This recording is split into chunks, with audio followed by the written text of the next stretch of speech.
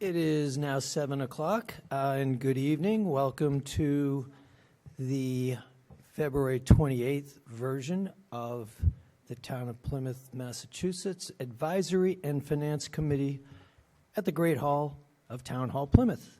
We will go right to the roll call to check everybody in. Ms. Butler, are you here or not? I am here. Thank you. Mr. Cabana? Present. Mr. Dunn? Here. Mr. Green? Here. Mr. Howard? Here. Thank you. Mr. Lally? Here. Thank you. Mr. Lawler? Here. Mr. Pizarro? Here. Thank you. Ms. Richards? Here. Ms. Tompkins? Here. Mr. Wright? Here. Mr. Young? Here. Ms. Zaro Abraham? Here. Thank you. And Mr. Zuccaroli? Mr. Zuccaroli, we can't hear you. Nope. Is he frozen? Okay. We see you. We will check you in verbally shortly. Okay, so all 15 members.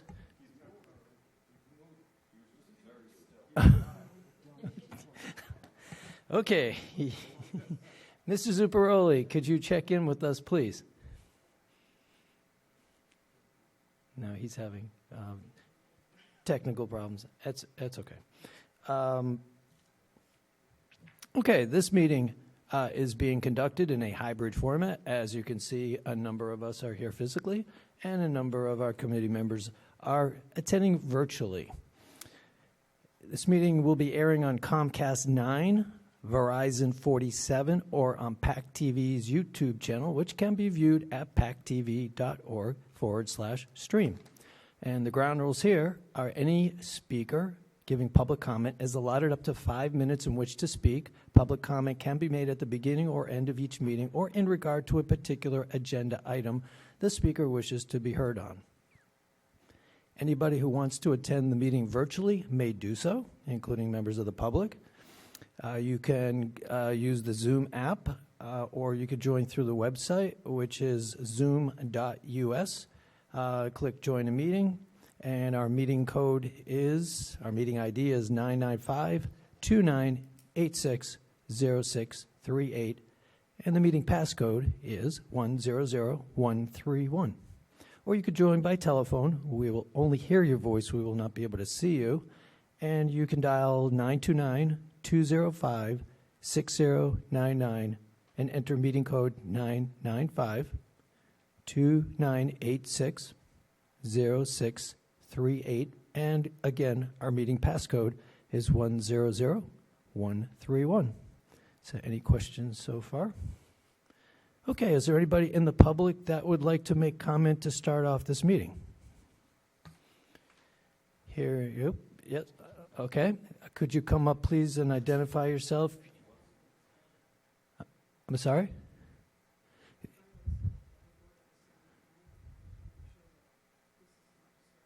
Oh, no. Thank you. I appreciate your check. She's multitasking here. But this is the cooler meeting, of course. Okay, so let's get to the, I'm sorry, sir, what is your name and address? Okay, excellent. Mr. Dix, the floor is yours.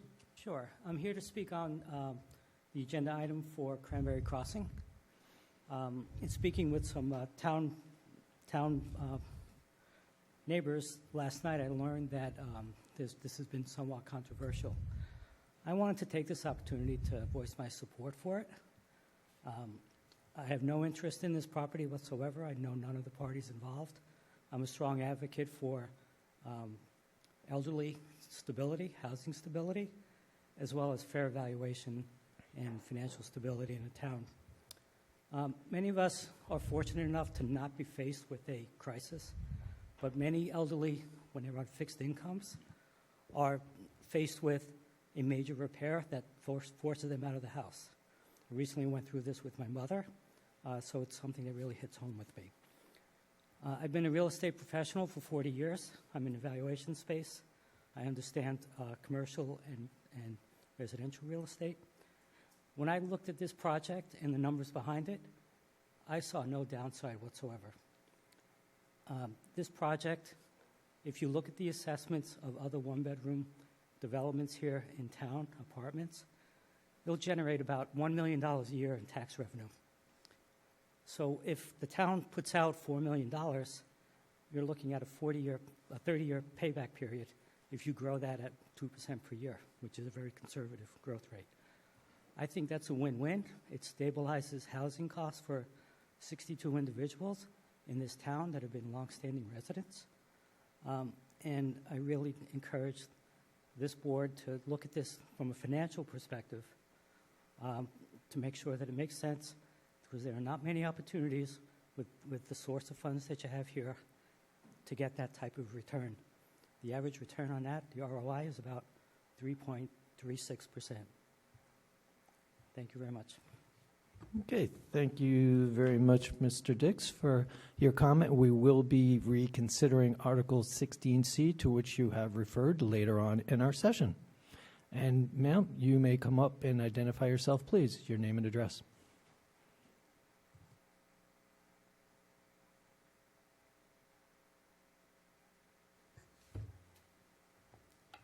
Hi, welcome. I'm Lori Downs. I'm a resident in the Red Brook area, and I'm also a Precinct 17 town meeting member.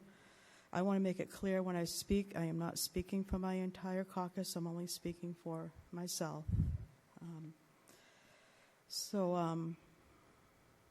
I support this, and I have had many residents approach me asking me to support this. But I want to speak into the financing of it. I'm speaking specifically to the concern that 80 Makepeace Company is getting their obligation to build affordable housing subsidized by taxpayer dollars, i.e. CPA funds. This is something that's been frequently said. I don't believe this is true. Under their special permit, I'm sorry, I'm short, I hope you can hear me.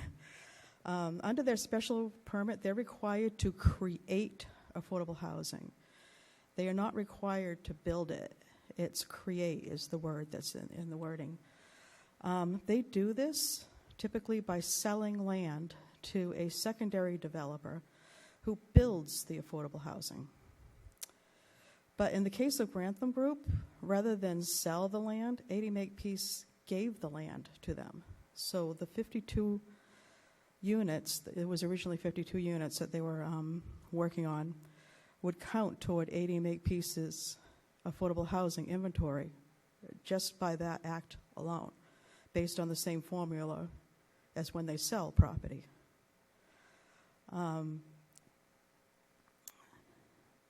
So I believe that they have met their obligation.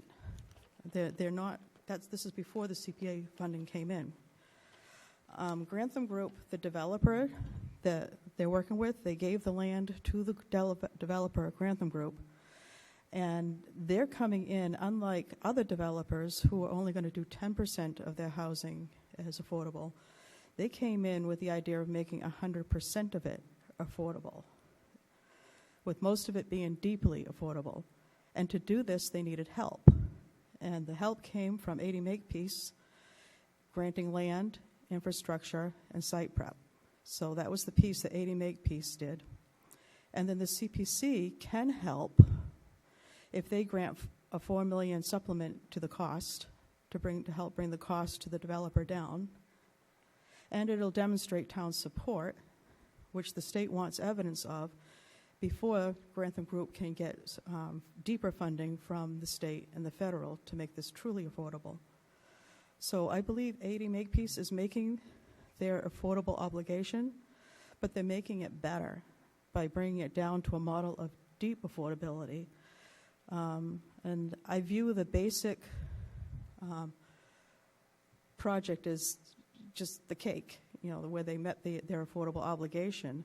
But by them contributing free land to this developer, they're helping to build the frosting that is on this cake to make it better.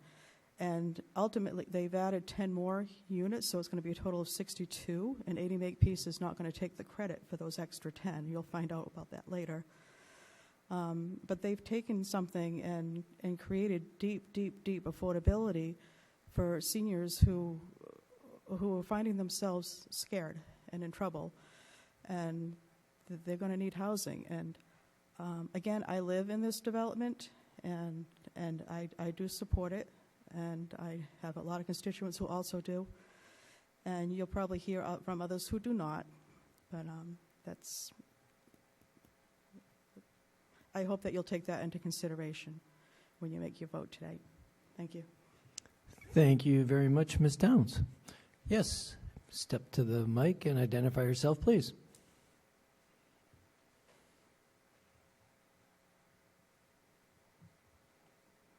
For the record, my name is Lauren Tripp. I live in Precinct 3 here in Plymouth. I've been watching this discussion debate over the past few months with the community, and thought it was important that I bring kind of a historical context to this, because I'm somewhat responsible for the development itself, in that when I was on the planning board back in 1998 to 2008, I actually initiated a building cap here in Plymouth.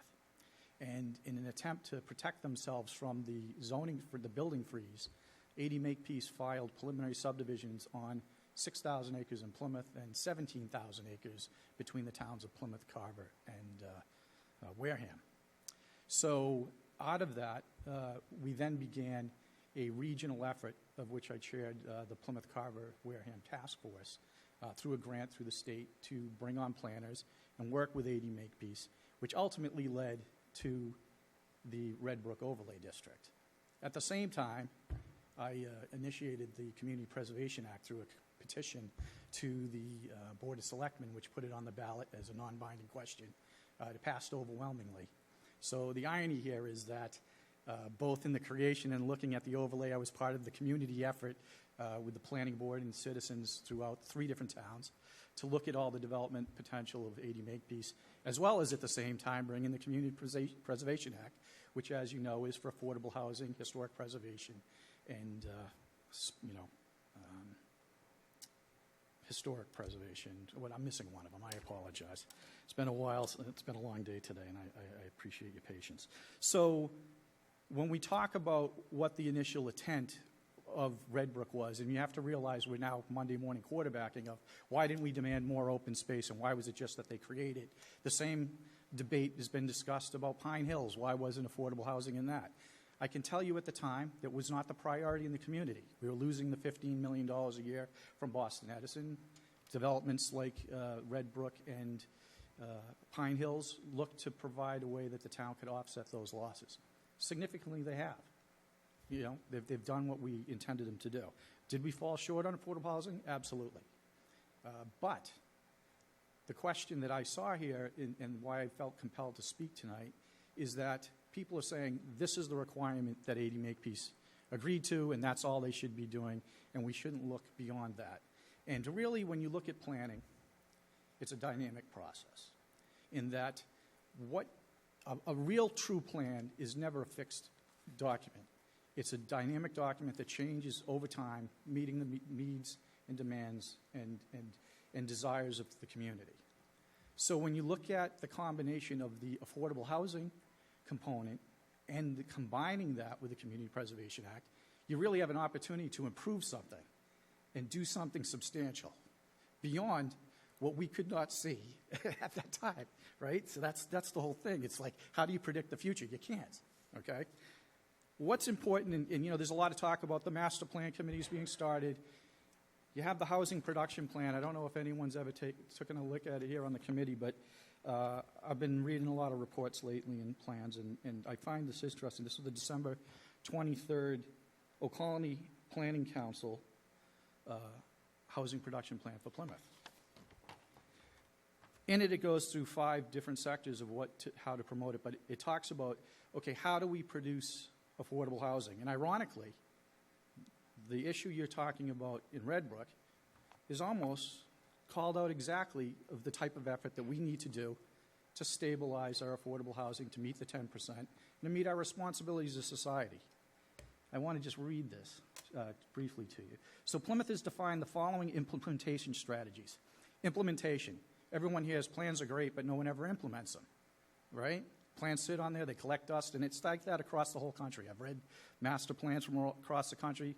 Seldom do you have communities that step up to the plate and implement the strategies to achieve the goals that they have the lofty visions to create. So when Plymouth has defined the following implementation strategies to accomplish the affordable housing goals outlined in this section, the strategies defined in this section are specific initiatives in which Plymouth can continue to meet and maintain its housing production goals. In order to carry out these strategies included in the housing production plan and meet the production goals, it will be important for the town of Plymouth to build its capacity to promote affordable housing activities. This capacity including gaining access to greater resources, financial and technical. To subsidize affordable housing, whether it be through a private entity or private business or 80 Makepeace, is one of the strategies it's calling out here in your own December 2023 housing plan. Okay, Mr. Tripp, I have to interrupt you at this point. You've gone over 5 minutes. I can give you another 30 seconds to wrap up, I or just we will can read vote this on 'cause it another 5 sums it minutes. all up. 30 seconds? Thank you, sir. As well as building local support, developing partnerships with public-private developers and lenders, and creating local organization and systems that will support housing production. Sums up exactly what this initiative is, and while these strategies do not directly produce affordable units, they provide a foundation to implement a proactive affordable housing agenda. Your own plans sum up exactly your actions you should take tonight. Please support this. Thank you. Okay, thank you so much, Mr. Tripp, for that historical perspective. Is there any other public member that would like to speak before we start the formal part of our meeting? Hearing and seeing none. So on our agenda, we have approval of 2 meeting minutes, and then we have some annual articles and some special articles. So let's start with the minutes of February 7th. I will assume that everybody here has read those minutes. Do we have any edits, additions, changes, deletions? Hearing and seeing none. Mr. Lally, would you like to start us off with a motion to approve the February 7th minutes? I move we approve the February 7th minutes as presented. Thank you so much. Mr. Young, could you please second that motion? I do, Mr. Chair. I second. Thank you so much. Do we have any discussion on the February 7th minutes? Hearing and seeing none, let's go to the roll call. Ms. Butler, how do you vote? Yes. Mr. Cabana? Yes. Mr. Dunn? Yes. Mr. Green? Yes. Mr. Howard? Yes. Mr. Lally? Yes. Mr. Lawler? Yes. Mr. Pizarro? Yes. Ms. Richards? Yes. Ms. Tompkins? Abstain? I was not present. Thank you. Mr. Wright? Yes. Mr. Young? Yes. Ms. Zara Abraham? Yes. And Mr. Zuparoli? He's still having sound problems. He's not. Yes. Oh, there you go. Thank you so much. Good to hear from you. Okay, Thank you. so we have approved those minutes, 14 votes for, 0 against, 13 votes for, 0 against, and 1 abstention. And just for the record, if you have missed a meeting but you watched the video from the meeting, you can actually cast a vote because in the future. All right, so let's go to the minutes of February 14th. Do I have any edits, additions, subtractions, modifications? You did good, Jeanette. She's turning red now.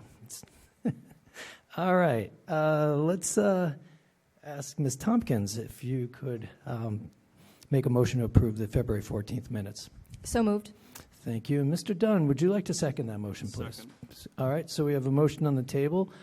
Do we have any discussion on the February 14th minutes? Hearing and seeing none, let's go to the vote. Ms. Butler, how do you vote on the February 14th minutes? Yes. Mr. Cabana? Yes. Mr. Dunn? Yes. Mr. Green? Yes. Mr. Howard? Yes. Mr. Lally? Yes. Mr. Lawler? Yes. Mr. Pizarro? Yes. Ms. Richards? Yes. Ms. Tompkins? Yes. Mr. Wright? Yes. Mr. Young, Yes. Ms. Zaro Abraham, Yes. and Mr. Zuparoli. Yes. And we have approved those minutes with the vote of 14 yes, 0 no, and 0 abstentions. Thank you. Okay, let's go to the next item on our agenda, which is a request for fiscal year 24, which is the year we are in right now, revolving fund spending cap increase. The Council on Aging programs, I believe I saw Ms. Brady on the Zoom call, who's the director of the Council on Aging. So would you like to take the floor? Hi, good evening. Thank you so much for having me. Yes, welcome. we are requesting an increase in the spending cap. I guess it's a good problem to have. Our programming has grown exponentially, and we realize that we are right at the tip of that cap and will exceed if we do not do this amendment. So essentially, programming, when there's cost for programming, the monies that come in then are redistributed to, in this case, instructors for the most part. So we have gone from, as an example, in 2 months, we've gone from 421 active programs to 486 active programs. Knowing that we are growing and our membership is increasing, we thought it prudent to make sure that we have a cap that's reflective of that growth. Okay, thank you so much, Ms. Brady. Any questions on the committee? No. Mr. Howard, your digital hand is up. You have the floor. Brady, good evening. Thank you for joining us. So do I see correctly that Article 3 for annual town meeting also reflects this increase in the Cal cap? Yes, sir, it does. Thank you. And just Certainly. for clarification, we're talking about right now the request for fiscal 24, which ends on this June 30th, and Ms. Brady is submitting another for Article 3 for fiscal year 25. So, Correct. great. Yes, and that the amount for fiscal year 25 is the same as the requested increase or the resulting increase for fiscal year 24. So just pointing out that these are consistent. Thank you. Any further questions for Ms. Brady? No. Hearing and seeing none. Mr. Green, would you like to make a motion to approve the request for fiscal 24 revolving spending cap increase for the Council on Aging programs? So moved. Thank you. That was a mouthful. Ms. Butler, would you like to second that request? I that second the motion? request. Excellent. Thank you. Any discussion? Hearing and seeing none, we will go to the vote. And Ms. Butler, how do you vote on the request for fiscal 24 Council on Aging? Yes. Thank you. Mr. Cabana? Yes. Mr. Dunn? Yes. Mr. Green? Yes. Mr. Howard? Yes. Mr. Lally? Yes. Mr. Lawler? Yes. Mr. Bizzarro? Yes. Ms. Richards? Yes. Ms. Tompkins? Yes. Mr. Wright? Yes. Mr. Young? Yes. Ms. Zaro Abraham? Yes. And Mr. Zuparoli? Yes. Excellent, thank you. The Advisory and Finance Committee recommends town meeting approve by a vote of 14-4, 0 against, 0 abstain, an increase in the spending cap for the Council of Aging for this fiscal year 24. Okay, and let's now review town meeting articles, the annual that's coming up this April. And I'm going to go back to Ms. Brady. You have the floor. Thank you so much again. Thank you. And for the same reasons, being prudent and moving forward, we want to ensure that in FY25, we have a comfortable cap for the growth and current and anticipated growth in programming and revenue as it pertains to such. So we appreciate your vote of confidence moving forward in FY25 for this article. Thank you. Thank you. And I heard on the radio the other day that we're having a silver tsunami. So I guess that You're seeing it on your side, aren't you? You know it. That's a great term. All right. Any questions from Ms. Brady on Article 3? Yes, Ms. Richards, the floor is yours. Good evening, Ms. Brady. I have just a question. Are you looking to, do you think you'll be looking for more for FY25 in addition, instead of the same funding? I mean, No. are you going? Are you selling yourself short on FY25, seeing that FY24 grew exponentially? Thank you. I really appreciate the question, and I appreciate the thoughtful thinking on that. We've gone from 65,000 to 100,000, so we do feel quite comfortable that that's a very safe margin in allowing us to catch up and kind of work with that growth. So I do appreciate that. I think we're good. Very good. Thank you very much. Thank you. Excellent. Any further questions for Ms. Brady? Okay. Ms. Richards, since you asked a question, how would you like to make a motion to approve Article 3? I would be very happy to make the motion to approve Article 3. All right, thank you so much. I haven't skipped over Mr. Lawler. How would you like to second that motion? Second it, please. Excellent. Thank you so much. We have a motion on the table to approve Article 3. Do we have any discussion? Hearing or seeing none, we will go to vote. And Ms. Butler, how do you vote on Article 3? Yes. Thank you. Mr. Cabana? Yes. Mr. Dunn? Yes. Mr. Green? Yes. Mr. Howard? Yes. Mr. Lally? Yes. Mr. Lawler? Yes. Mr. Bizzarro? Yes. Ms. Richards? Yes. Ms. Tompkins? Yes. Mr. Wright? Yes. Mr. Young? Yes. Ms. Zarro Abraham? Yes. And Mr. Zuparoli? Yes. Thank you so much. The Advisory and Finance Committee recommends that town meeting approve Article 3 by a vote of 14 for, 0 against, and 0 abstentions. And we thank you so much, Ms. Brady, for the work that you do in coming here tonight and talking with us. Thank you so much. I so appreciate your vote. Thank you. Okay. Those are easy. Now let's move on to Article 17 to amend bylaw Chapter 23, Article 1, dog control. So we heard this last month. We agreed that it could use a little bit of a grooming, if you will. And our town clerk is here to present again, Kelly McAuliffe. Again, thank you for allowing me to come back to give me the opportunity to make the minor changes that I was asked by the Animal Control Department to make right before my last presentation. So, and what I did this time, is I gave you the old bylaw so that I felt like if you could read what the old one said and maybe understand what the new one was saying. There really isn't that many substantive changes. I think it's just more of a clearer bylaw in order for people to understand exactly how we handle dog control in the town of Plymouth. And I think I stated at the last meeting, another reason for the dog control bylaw needed to be updated anyways because, as you might be aware, there's a dog park coming into the town of Plymouth, and it's that the old bylaw states you can't have any unleashed dogs in the town of Plymouth.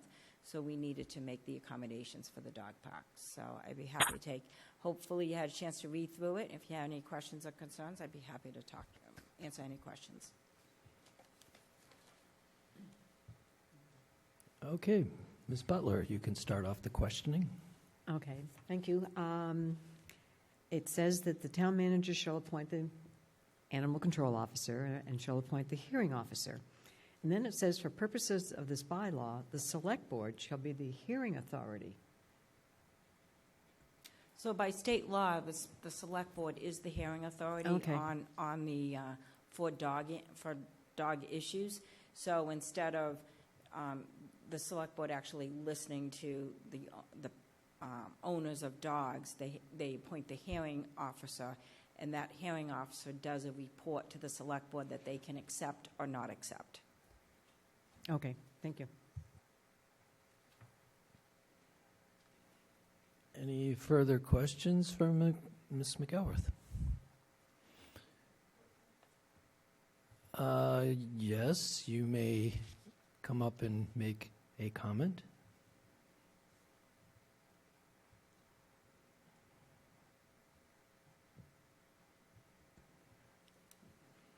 And please state your name again. My name is Lori Downs. I'm a resident of Precinct 17. Thank you. And your address? 22 Winterberry Way. Thank you. The reference to euthanizing dogs after 7 days of impoundment, it concerned me. Harry Helm communicated with me today and informed me that it has to be written that way because it's state law. And he calmed me by telling me that the efforts would be made, the best efforts would be made to reunite owners with dogs. I didn't see any reference in the bylaw about scanning dogs for chips, but he claims that they do that. They will scan dogs for chips to make the best, because if a dog doesn't have a collar, how are you going to reunite with the owner? And he did say that euthanizing dogs after the pound was not something that happened regularly unless the dog was sick or dangerous. But I feel that as you're talking, Kelly or whoever is promoting this bylaw, that these nuances should be addressed. I can't believe I'm the only person that found that language incredibly alarming. But hearing what Harry said to me, it calmed me, it made sense, and I think it's important to include that discussion when you talk about this, because I was all set to give that a no stamp right off the bat without hearing this from Harry. Thank you. Okay, thank you, Ms. Downs. Ms. McElworth, would you like to comment on that? Yes, as a matter of fact, Harry did tell me that he had been in touch with you, so I appreciate Mr. Helm making some phone calls.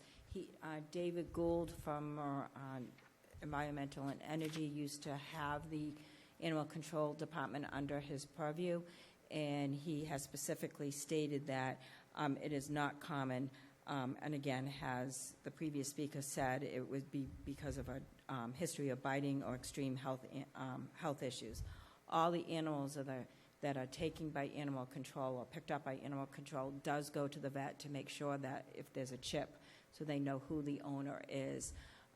And I'll just make the note, the bylaw says may allow for an adoption or euthanization 7 days after, and that is to be compliant with the Mass General Law that also has, monitors dog control.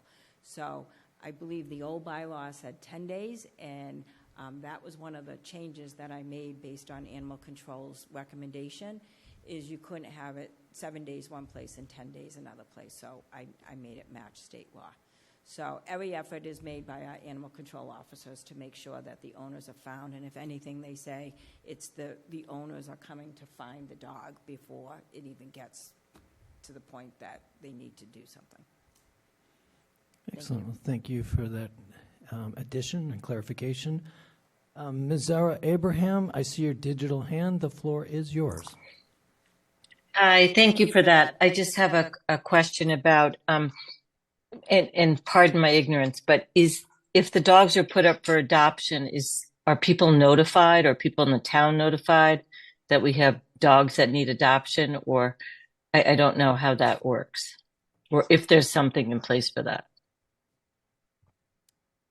I don't know off the top, I don't know firsthand exactly the procedures of the animal control, but again, the department head did say that every effort is made to ensure that the owner is found, and I didn't get the information on the adoption, but I don't think it really happens I don't believe it's a common occurrence, but I can definitely reach out to animal control and see how many they've done.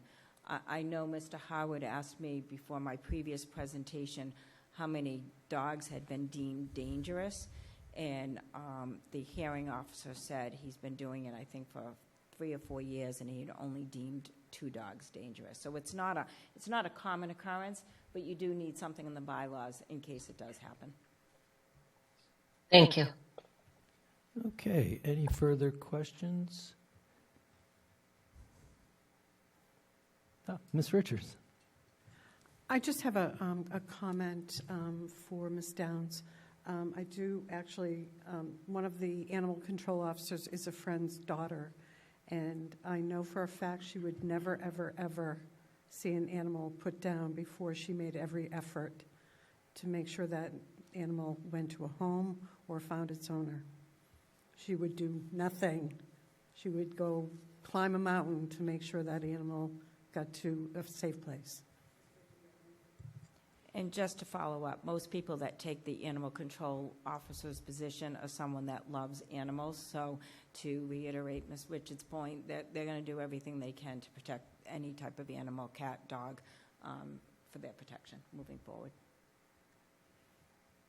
Okay, do we have any further questions for Ms. McGowan? Okay, hearing and seeing none. Mr. Zuccarelli, would you like to make a motion to approve Article 17? 17. So moved. Thank you. And Ms. Zaro Abraham, would you like to second that motion? I second that. Thank you. So we have a motion on the table to approve Article 17. Do we have any discussion on the committee? Hearing and seeing none, we will go to the vote. Ms. Butler, how do you vote on Article 17? Yes. Mr. Cabana? Yes. Mr. Dunn? Yes. Mr. Green? Yes. Mr. Howard? Yes. Mr. Lally? Yes. Mr. Lawler? Yes. Mr. Bizzarro? Yes. Ms. Richards? Yes. Ms. Tompkins? Yes. Mr. Wright? Yes. Mr. Young? Yes. Ms. Zaro Abraham? Yes. And Mr. Zuccarelli? Yes. Okay, and the Advisory and Finance Committee is unanimous in recommending Article 17 to town meeting by a vote of 14 for, 0 against, and 0 abstentions. And we thank Ms. McGowan for your patience and your tenacity to get it right and bring it before us, so thank you. And I won't make any more dog puns. Promise. Maybe. Yeah. Okay, let's go to special now, and we have Article 2. There is no action. There had been some discussion early, but that was taken off, so we are not going to have Article 2 at this town meeting on the special. So let's go to Article 3, unpaid bills of a prior year, to see if the town will vote to raise and appropriate or transfer from available funds a sum of money to pay certain unpaid bills of a prior fiscal year or take any other action relative thereto. I have Diane McGuire on Zoom, and she is the superintendent of, where are you, Ms. McGuire? Cemetery and crematory. Thank you. Yes, I'm here. All right, the floor is yours. Tell us about Article 3. So this was a software upgrade to one of our retort units, and it came in higher than was originally expected. The bookkeeping of this a Florida company is can be a little vague, and with the superintendent having retired, we were under the impression that the entire bill had been paid, but it had not. So partly $3,837 had been paid of it, leaving a balance of $1,643.38. This was an upgrade that was done in the previous fiscal year. We do have money in the retort repair account that can cover this. Okay, thank you, Ms. McGuire, for that explanation. And do we have any questions from the committee for Ms. McGuire? Hearing and seeing none. Mr. Howard, would you care to make a motion to approve Article 3 on the special? So moved. Thank you, Mr. Howard. Mr. Cabana, could you please second that motion for me? I can second that motion. Thank you so much. So we have a motion on the floor to approve Article 3. Do we have any discussion? Hearing and seeing none, we will go to the vote. Ms. Butler, how do you vote on Article 3? Yes. Mr. Cabana? Yes. Mr. Dunn? Mr. Dunn, how do you vote on Article 3? Yes. Thank you. Mr. Green? Yes. Mr. Howard? Yes. Mr. Lally? Yes. Mr. Lawler? Yes. Mr. Bizzarro?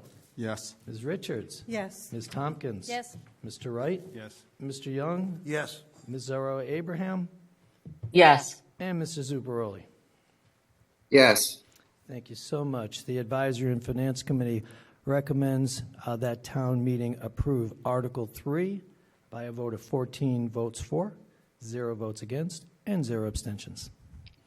Okay, moving right along. We're looking at Article 4, capital improvements, to see if the town will vote to raise and appropriate, transfer from available funds, or borrow a sum of money for the construction and or repair and or purchase and or lease of buildings and or replacement of departmental buildings and or equipment and or capital facilities for various departments of the town and or for feasibility and other types of studies or professional consulting services, including the payment of costs incidental and related thereto, and to authorize contracts or lease/purchase agreements for such purposes for terms of 3 or more years as follows, or take any other action relative thereto. The item department project description is a B1 DPW administration building property acquisition, design services, and OPM. I believe Jim Coyle is here. He is the director of DPW. Welcome. Bill. Sorry, Bill.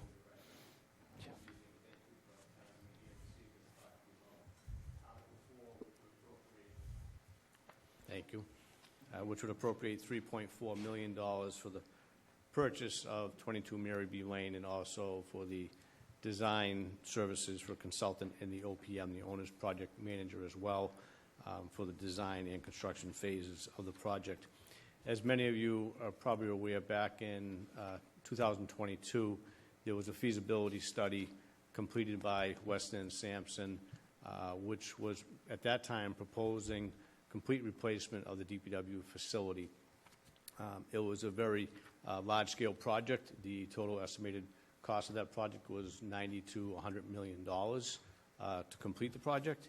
And I believe, obviously I was not here at that time, but the project obviously was too costly for the town to move forward with, considering the cost of $100 million. Subsequent to that, last year, the owners of 22 Mary B. Lane approached town administration and to see if they were interested in pursuing the purchase of that property before they put it on the market. 22 Mary B. Lane, I know many of you did tour the facility, but is located immediately adjacent to the existing DPW facility at 159 Camelot Drive. So this building, which is 12,000 square feet with a 4,000 square foot mezzanine, would provide at least 16,000 square feet of office space for DPW. And our goal would be we would house the highway administration, water, sewer, parks, forestry, and engineering in this building. So essentially it would be one-stop shopping for the residents, for businesses. If you had questions relative to DPW, currently if you had a question for engineering, you'd have to go to Town Hall. If it was water, you go to 169 Camelot Highway, 159 Camelot, and then any questions relative to sewer, you'd have to go to the wastewater treatment plant to visit the sewer superintendent. So it's not, obviously it's not easy to do all of that, but not only does it create the one-stop shopping for the residents, but it also makes us much more efficient. If I have a meeting with the engineering division, it's literally about 15 minutes for me to get from my office to here by the time I get up to the office, and then so round trip you're looking about half an hour every time I meet with engineering. So it's not efficient use of our time. So by allocating all of our services in one location, it's going to make us more efficient. But It also will benefit us, I think, going forward in the future. It may not provide some of the major improvements that were proposed in the original design. I think some of the major features in the original $90 to $100 million project was a very large garage to house all of our DPW equipment. That garage itself was over 100,000 square feet, so that would have been basically 2.5 acres of a building to house all our vehicles, which would be great to have. I must say, that would be a wonderful thing for a DPW to have. But because of that, the location of that building was going to require us to demolish the existing salt shed, which is actually in good condition, doesn't need to be demoed, but also relocation of the fueling station as well, which does not need to be relocated. So those things were occurring to basically make the space for these additional improvements. So by creating this new administration building, the existing salt shed obviously would stay right where it is, and it's very large. It serves our needs. Fueling station would remain in place, and the existing buildings would remain in place too, but would be repurposed, and we're still looking at what those purposes would be. Some of it would be storage, dry storage. Some other areas would still be utilized. The fleet garage would still stay where it is. We have an excellent garage for our fleet maintenance facility. No need to replace that, and in fact, it's better than most that I've seen. This will serve our needs for many years to come. It's important to note, too, that in that initial study, the cost for the administration building alone, between the renovation of the existing structures and expansion, was going to be $20 million. So this renovation of the 22 Mary B. Lane project will be about $8 to $10 million is what we're estimating currently. So obviously, we're not asking for those or requesting those funds today for spring special town meeting, but just to make finance, your committee aware of it, but also town meeting members to be aware of it, that this $3.4 million is the first step to purchase the building and perform the engineering. But going forward, we anticipate we would have to come back to another town meeting in a future date for somewhere around $8 to $10 million for the renovation of the structure. The structure itself is only 12 years old, but as many of you saw, it's a lot of it's warehouse space and storage, so it would need major renovations. With that, just to let people know there will be a open house on March 16th. It's a Saturday from 10 to 11:30. We will have people in attendance at 159 Camelot Drive and 169 Camelot Drive to tour our existing DPW buildings, and also at 22 Mary B. Lane to tour the proposed building that's currently available to us. Additionally, town staff are working with PAC TV to create a video that we will be presenting for town meeting as well. So people that can't make it to the open house will have a video to demonstrate the existing conditions of the building and also of the existing buildings, but also the new building. We hope to have that ready as well for our presentation night for viewers. So we're currently working on that, as I said, with PAC TV.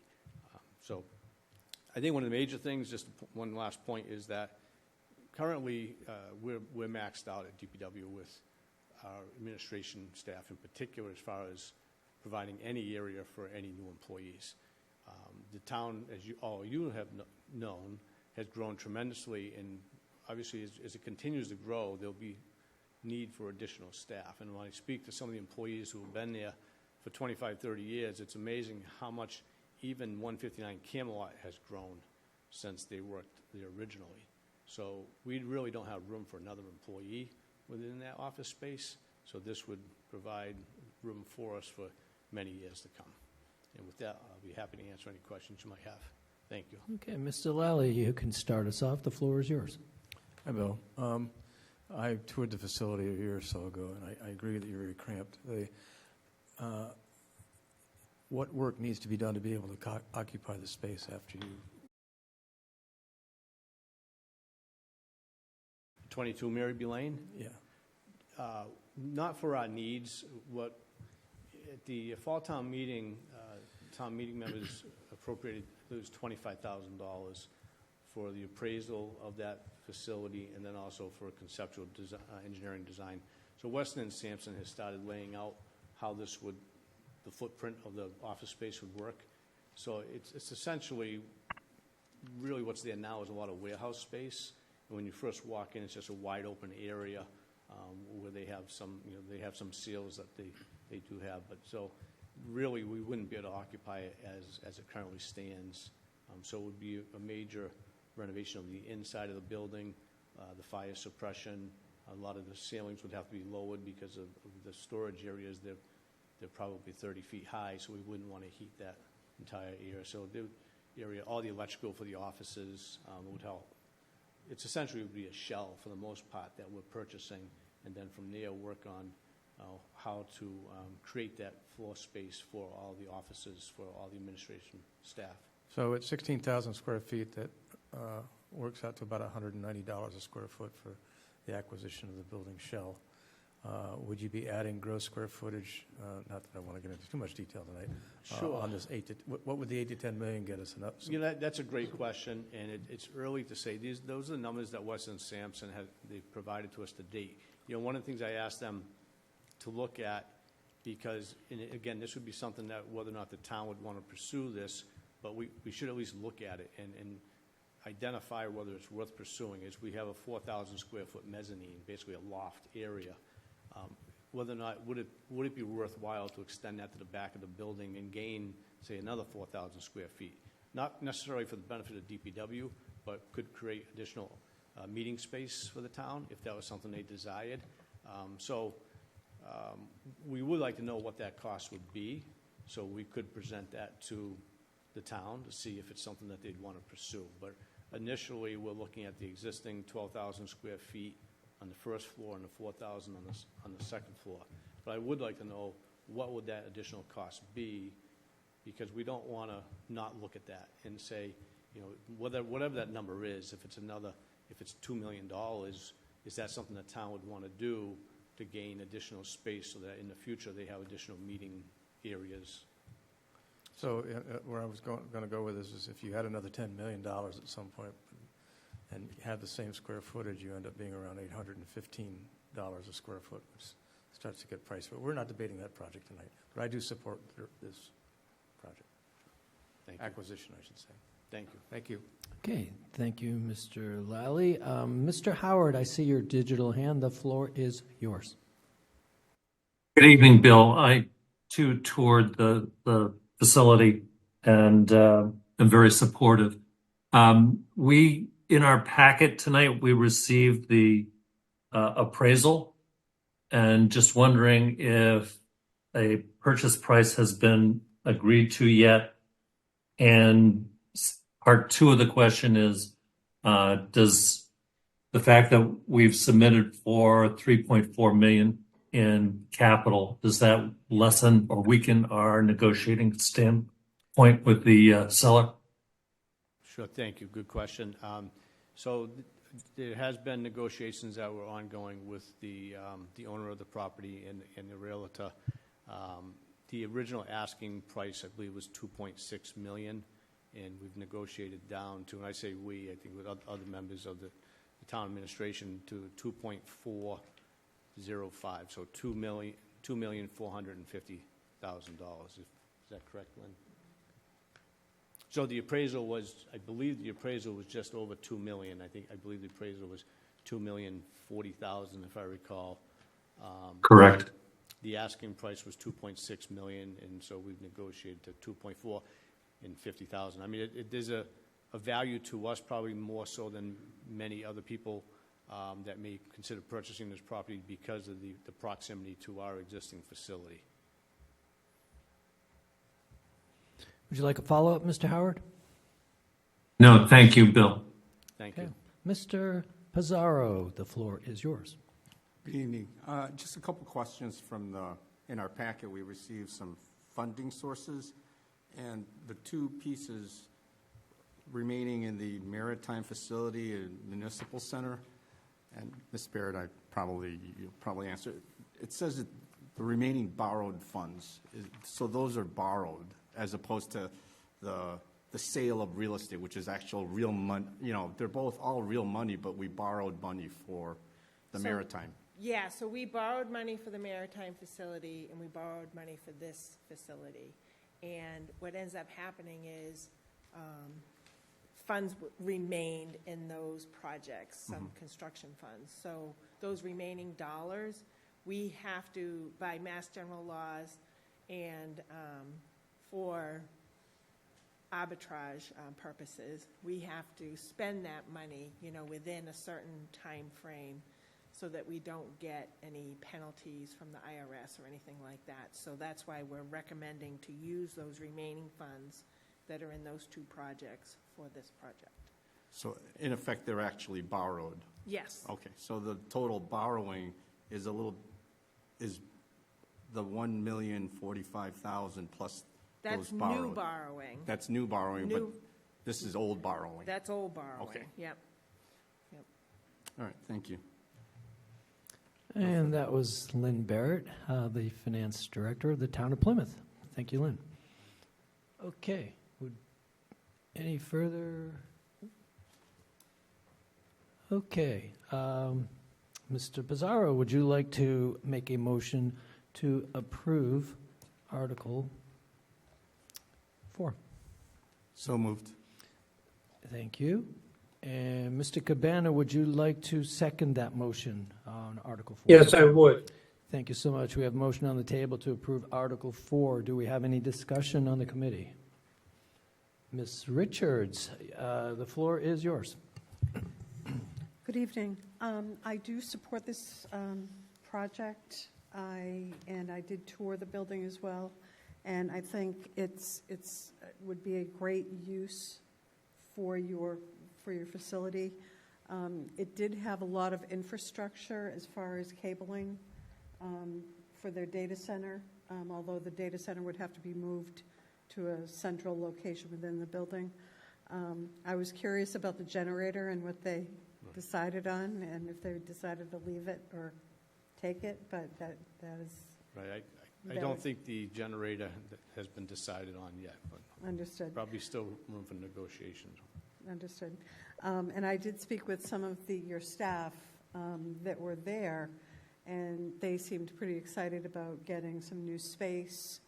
And one of my suggestions would be to, when you do your restrooms, especially for DPW, anybody who's been out, water, sewer, put showers in. Thank you. Absolutely. It's one of those things that it's cheap when you're doing it, and it makes a big difference in the long run. But I do support it. I think it's a great project. Great. Thank you. Thank you. Okay, any further questions for Mr. Coyle? Well, actually, we're in discussion. Sorry. Okay, any further discussion? No, hearing and seeing none. Let's go to the vote. Ms. Butler, how do you vote on Article 4? Yes. Mr. Cabana? Yes. Mr. Dunn? Yes. Mr. Green? Yes. Mr. Howard? Yes. Mr. Lally? Yes. Mr. Lawler? Yes. Mr. Bizarro? Yes. Ms. Richards? Yes. Ms. Tompkins? Yes. Mr. Wright? Yes. Mr. Young? Yes. Ms. Zaro Abraham? Yes. And Mrs. Zuparoli? Yes. Thank you so much. The Advisory and Finance Committee recommends to town meeting to approve Article 4 by a vote of 14 votes for, 0 votes against, and 0 abstentions. Thank you so much, Mr. Coyle. Thank you very much. Thank you. For all of your work. Thank you so much. Okay, moving along on the special, we are going to be talking about Article 10 to establish a new revolving fund for the library lost materials to see if the town will vote pursuant to General Law, Chapter 44, Section 53E and 1/2, to establish a new revolving fund to be known as the Library Lost Materials, and further to amend General Bylaws, Chapter 143, Departmental Revolving Funds, particularly Section 143-5, by inserting the underlined text in a new row at the end of the table of authorized revolving funds as follows, and further to establish a fiscal year expenditure limit of $15,000 for such fund to be applicable for fiscal year to fiscal year unless amended by town meeting prior to July 1 of any fiscal year. And I will turn over this meeting to Kelsey Casey, the library director. Hello, everyone. So we currently do accept payments for lost materials, and all of that goes through the Library Foundation, which is a separate entity from the town. So we would just like to create this revolving fund so that we could have those payments go through the town. So it's a straight in and out. Someone forgets to bring a book back or they lose a book, so they pay for the replacement of that book, and then we purchase that book again to add back to the collection. So if anyone has any further questions, I'd be happy to answer them. Okay, do we have any questions for Ms. Casey? No, sounds pretty straightforward. Okay. Mr. Lally, would you please offer a motion to approve Article 10 on the special? I move to approve Article 10 on special as presented. Thank you. Mr. Young, could you be so kind as to second that motion? I second that motion, Mr. Chair. Thank you so much. We have a motion on the floor to approve Article 10 on the special. Do we have any discussion on the committee? Hearing and seeing none. Ms. Butler, how do you vote on Article 10? Yes. And Mr. Cabana? Yes. Mr. Dunn? Yes. Mr. Green? Yes. Mr. Howard? Yes. Mr. Lally? Yes. Mr. Lawler? Yes. Mr. Pizarro? Yes. Ms. Richards? Yes. Ms. Tompkins? Yes. Mr. Wright? Yes. Mr. Young? Yes. Ms. Zero Abraham? Yes. And Mr. Zuccaroli? Yes. Thank you. So the Advisory and Finance Committee recommends to town meeting to approve Article 10 on the spring by a vote of 14 for, 0 against, and 0 abstentions. Okay, that brings up old news, other news, and we're going to start with a reconsideration of annual Article 16C, Cranberry Commons at Red Brook. We heard this last month, and we are hearing this again. And there's some changes made. The last time this article came up before us, we voted unanimously to reject it. But with some new information, it could be a different ballgame. So I will turn this meeting over to the quick arriving Mr. Bill Cohen. Thank you. Bill Cohen with the Community Preservation Committee. Yes. Is he coming down? Yes. Dan is right here. He's getting organized. So I just wanted to let the Finance Committee know that Article 16C, which is a Community Preservation Committee recommendation to Springtown meeting, we had an opportunity to look at the changes that were provided. The changes were, we were happy to see that they were engaging the neighborhood and reorienting the building to accommodate some of the concerns of the neighbors. That was important to us. We also noted that they were going to increase the number of units there by 62 from 52. And increase their commitment, overall commitment, affordable housing units from 103 to 113. These will be outlined by Dan. Dan is here tonight to walk you through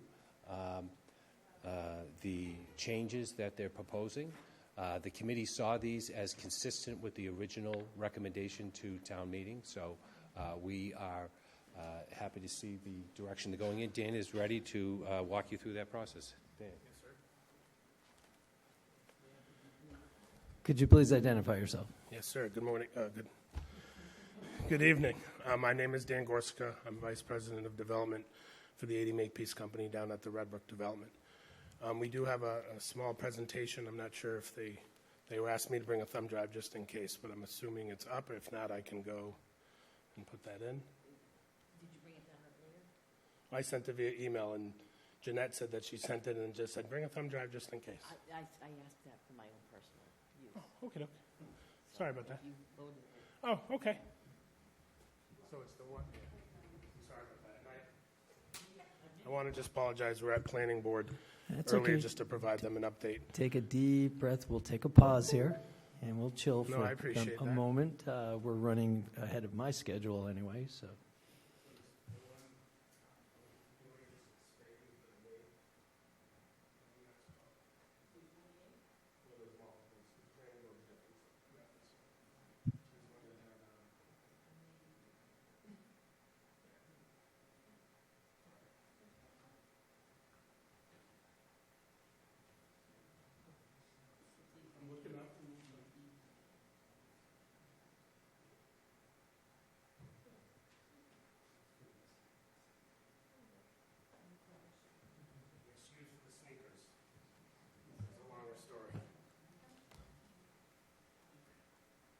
That's because you've been running all morning. Right.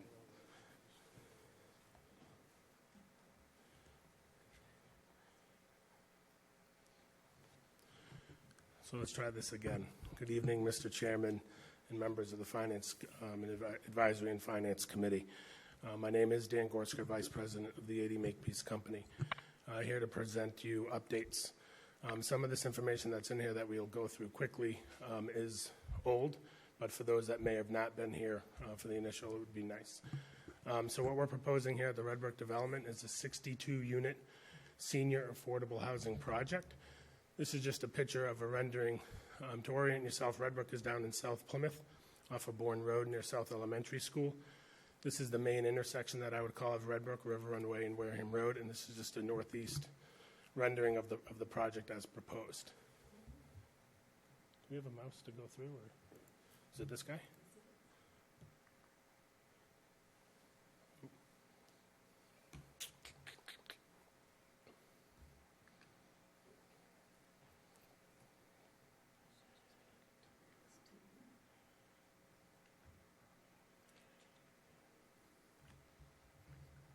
Do we have to view it as full view?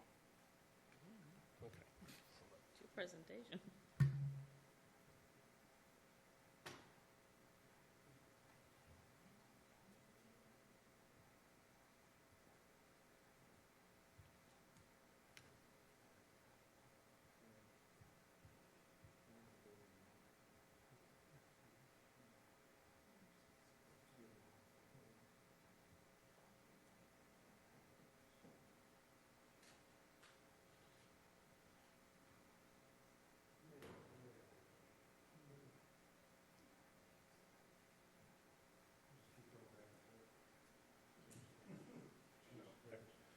Actually, Bill, if I have to, I would maybe ask you to hit the over button if we can, if I can't work it up here. This is just a quick slide. The project, what would end up happening is the 80 Makepeace Company is donating the land to the Grantham Group, who would then own, maintain, and build the project. You guys have seen this information before, but this is just an introduction to them as a firm. And so if there's any questions about that, we could take those after the fact.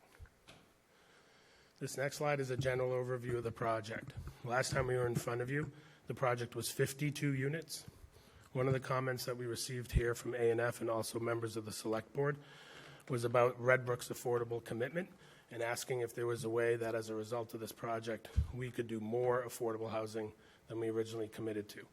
So as part of this proposed change, we were able to add 10 units to this building to make it a total of 62 units. And then what we propose is 10 of those units would be in addition to our existing affordable commitment. Red Brook's committed to do 103 affordable housing. This would make our committed number to 113. On the right-hand side is the AMI breakdown. As you can see, a majority of these units are at or below 60% AMI, with 30% of them at or below 60, and then 13 of them are at or below 30% AMI for deeper affordability.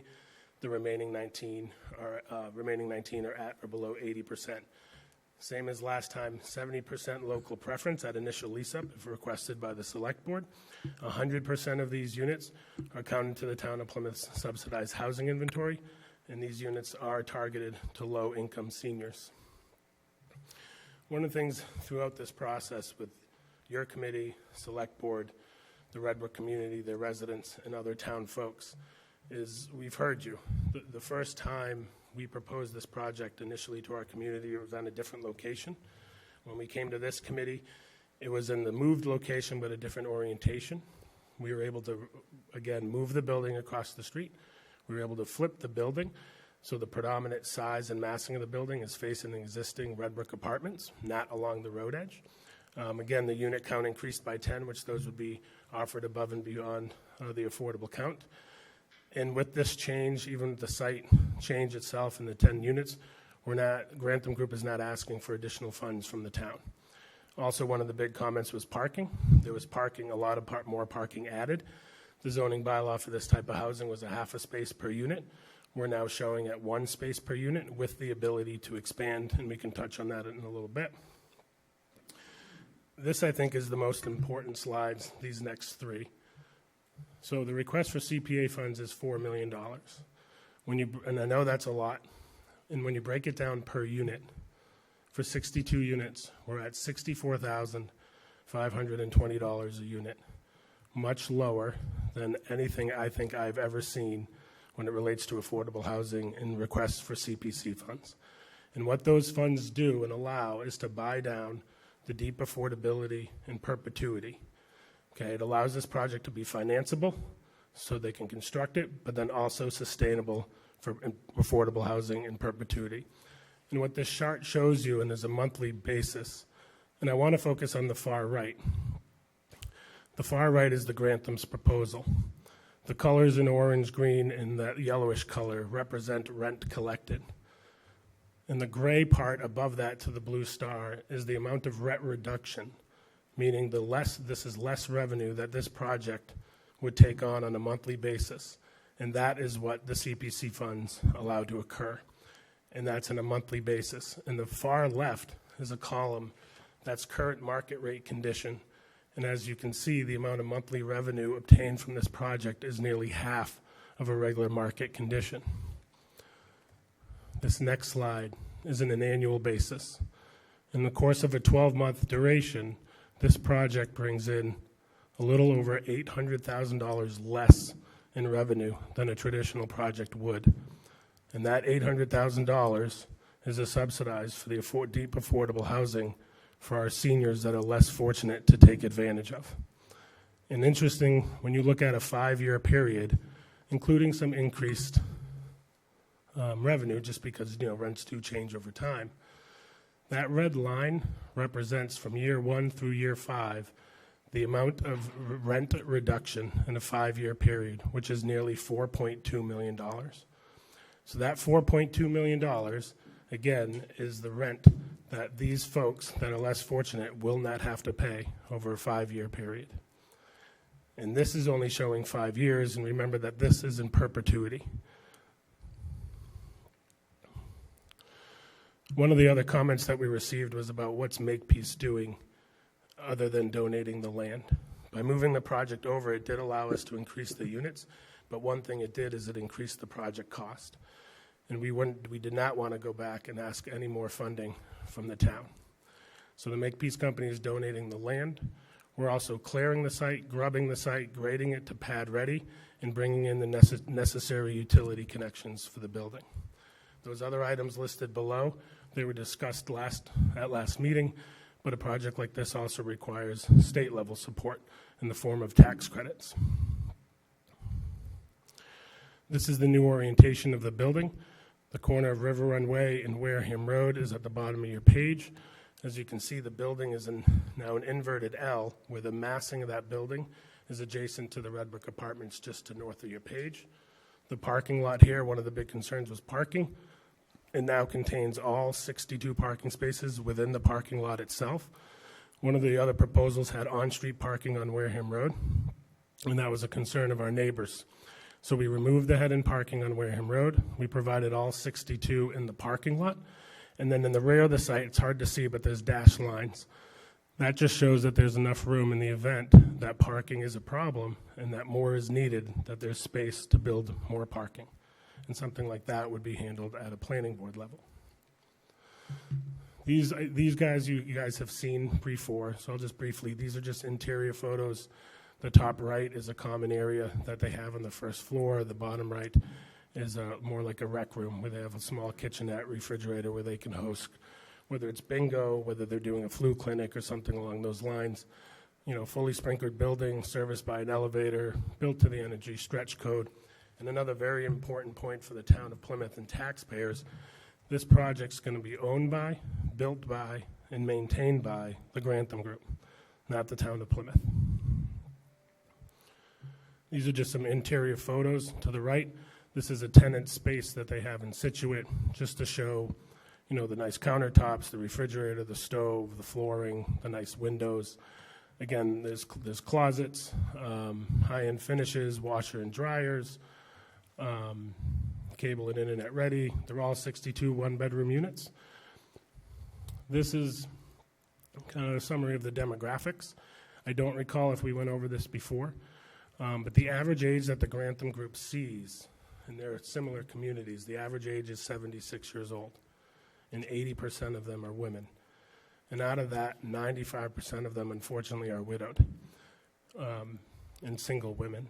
And in their experience, although there is the local preference at 70% for the town of Plymouth, 90% of them typically come from a 10-mile radius of the project. I apologize if that's coming from me.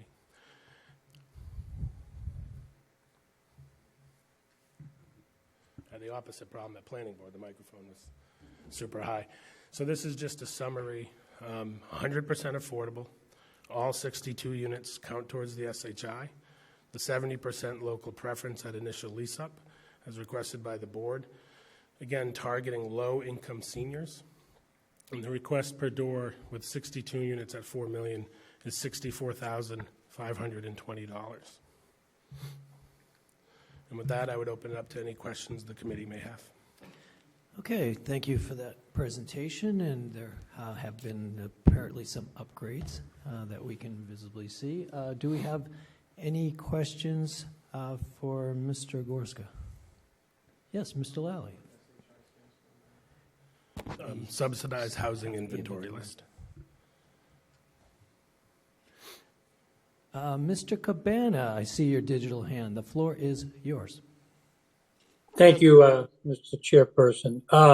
I do have a question. I noticed that in the proposal, 9 units were added to the 80% AMI, and only 1 was added to the 30%.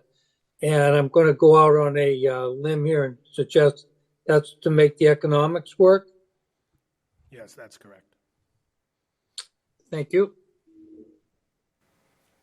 Okay, Mr. Pizarro, the floor is yours. Through the chair, thank you, Jan. Question, all the lights are green. When is this going to start breaking ground, a shovel in the ground? Sure, at the earliest, if all lights are green from here on out, probably March or April of 2025. So a little over a year from now. Would you like a follow-up? No. Mr. Zuccaroli, I see your digital hand. The floor is yours. Thank you. I actually have a couple of questions. This could be a hypothetical, Mr. Gorsuch, but I'm just wondering if 80 Makepeace and the Grantham Group, I'm making the presumption that there's a partnership here. If the goal is truly to make this affordable, then what would be the outcome if the plan were 30 units at 80%, 19 at 60%, and 13 at 30%? So if I'm just hearing you right, are you suggesting basically if it was reversed, if we had more units at 80%? Correct. So in theory, if more units were 80% AMI, the revenue would increase. If the revenue would increase, then chances are then the request for funds would decrease. But the intent of this project is to get as lower rents as you possibly can. But in theory, that's what I would imagine happening. If I understand this correctly, and I'm happy to be wrong, 80% AMI would be the lower. That would be the lower end. That would be the lower rent, correct? No, sorry. Yeah, I'll clarify. So an affordable requirement here in Massachusetts is hitting a target of 80% AMI. 80% is the highest amount of rent you could charge for an affordable unit. When you go to 1630, 30% is the lowest amount of money that you could charge. So to give you perspective, an average rent that the Grantham Group sees with projects like this at 30% here, they're projecting an average rent of $370. When you look at the 60% AMI, they're projecting rent about $1,100. When you look at 80% AMI, you're about $1,400. So it's the inverse. Okay, so then let me rephrase my question. What about 30 units at 30% AMI? So without running numbers, if the project was 30 units at AMI, the request of funds for CPC, Affordable Housing Trust, and the state ballparking would probably have to double. Okay.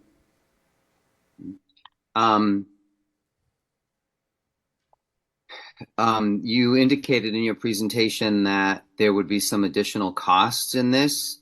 Am I right in understanding that 80 Makepeace and the Grantham are absorbing those additional costs and that would not be incurred on the town? That is true. And I think finally, this is a two-part question. What does the overall community have to say about this proposal and the amendments to the proposal? And given the fact that there aren't a lot of true amenities in the area for seniors and for people who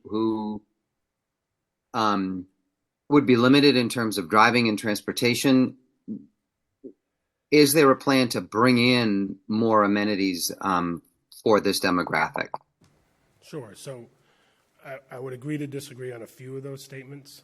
The amenities that we have here for someone of this age and demographic, you have the YMCA, you have Long Pond Physical Therapy, you also have a Beth Israel Deaconess from an office visit perspective. We also have a series of walking trails, and I will note one of the top items, I believe, in this age bracket that people look for in a place to live is a place for outdoor activity, and that is one thing that Red Brook has a lot of. And now I apologize because I forgot your second question that you asked. Oh, as far as our community and how we feel. So I will say, and you guys know, when we first proposed this idea, we received pushback, and that pushback at first was initially 98% about the location of the project. We understood that. We listened. We had an online forum for the entire community to participate in. We then had a one-off conversation with 8 abutters who were directing that exact location. And after those conversations, we were able to make the changes we made by moving the building and reorienting them. Now, I will say, since those changes, I must say, for every email I may get with concerns about public transportation or the size of the building, I probably at this point have 8 or 9 that are saying thank you for listening, and we think this is a great project. My gut reaction to this now is I think our community, a majority, probably understand better now what we're trying to propose, and by moving that location are getting more and more comfortable as the day goes on.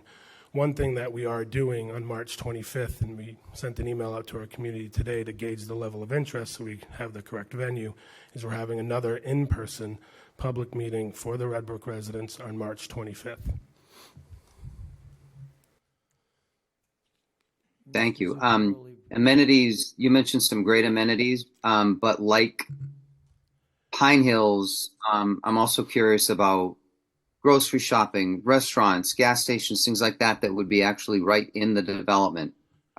What's the plan to develop that aspect of that micro community?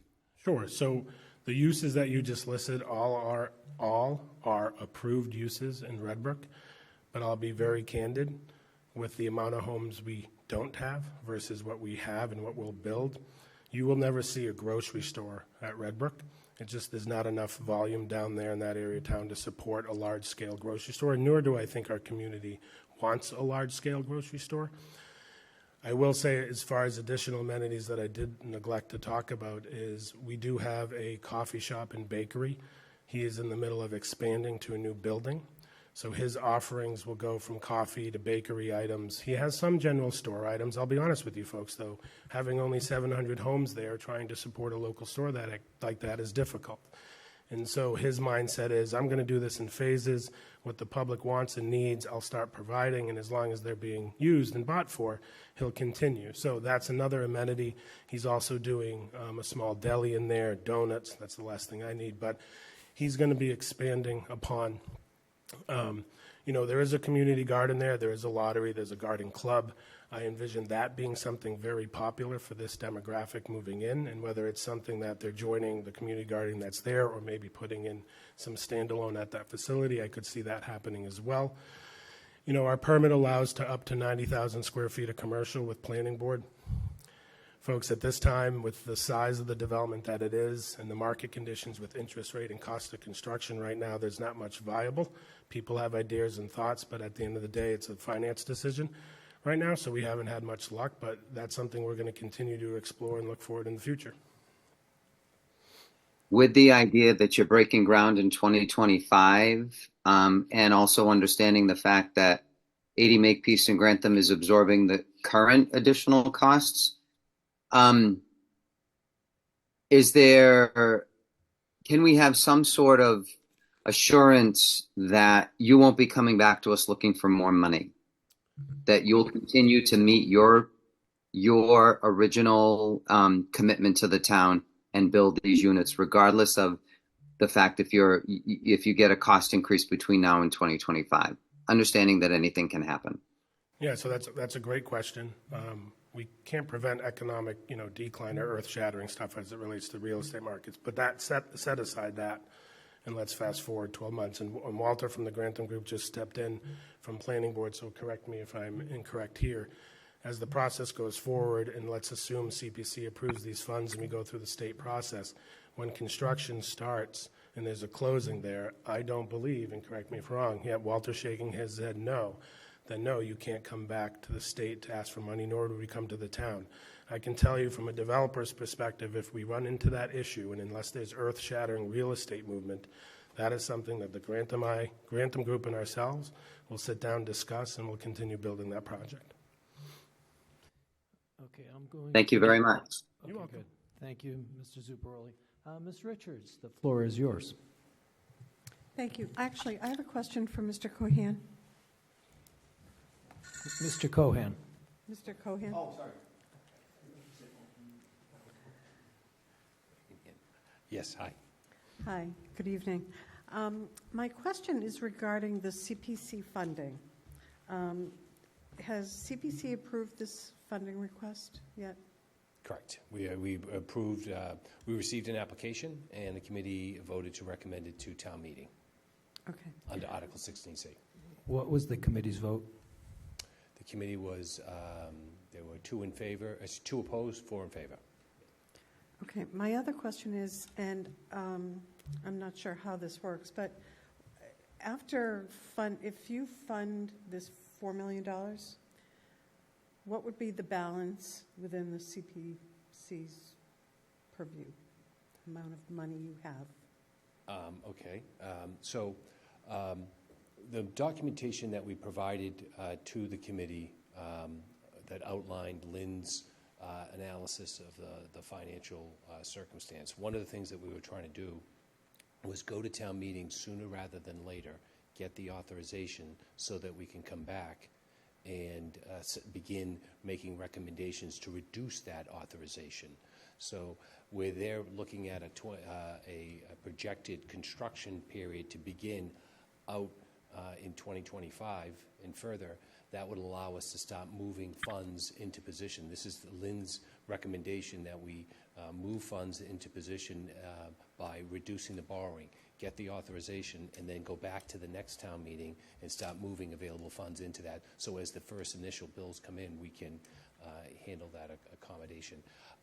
So I'd have to defer to Lynn in exactly that paperwork that was submitted to the committee in our first presentation on the balance. But we are making quite a bit of recommendations at Springtown meeting, and that is going to require us to be very focused on coming back to town meeting and starting to reduce that borrowing authorization. So we do not have the money right now in CPC funding. Correct. To provide. So the town would have to borrow money to then give to Grantham Group to fund their project. Yes, but any interest incurred by the CPA is paid by the CPA fund.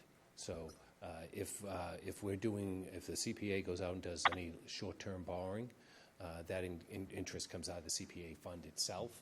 But knowing that we want to stay away from that as long as possible, that getting an early authorization to borrow and then start coming back to town meeting and moving funds into the available categories is a strategy that we've been used to allow articles to move forward like this.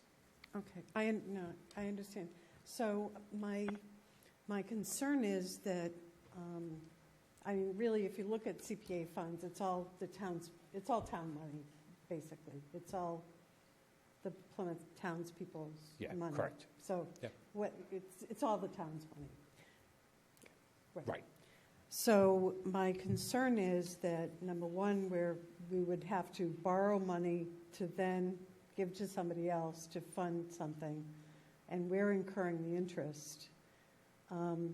My other concern is that with the real estate market dipping and deeds dipping and our revenue going for CPA funds also dipping, this is going to severely limiting you in providing any other CPA funding for other projects.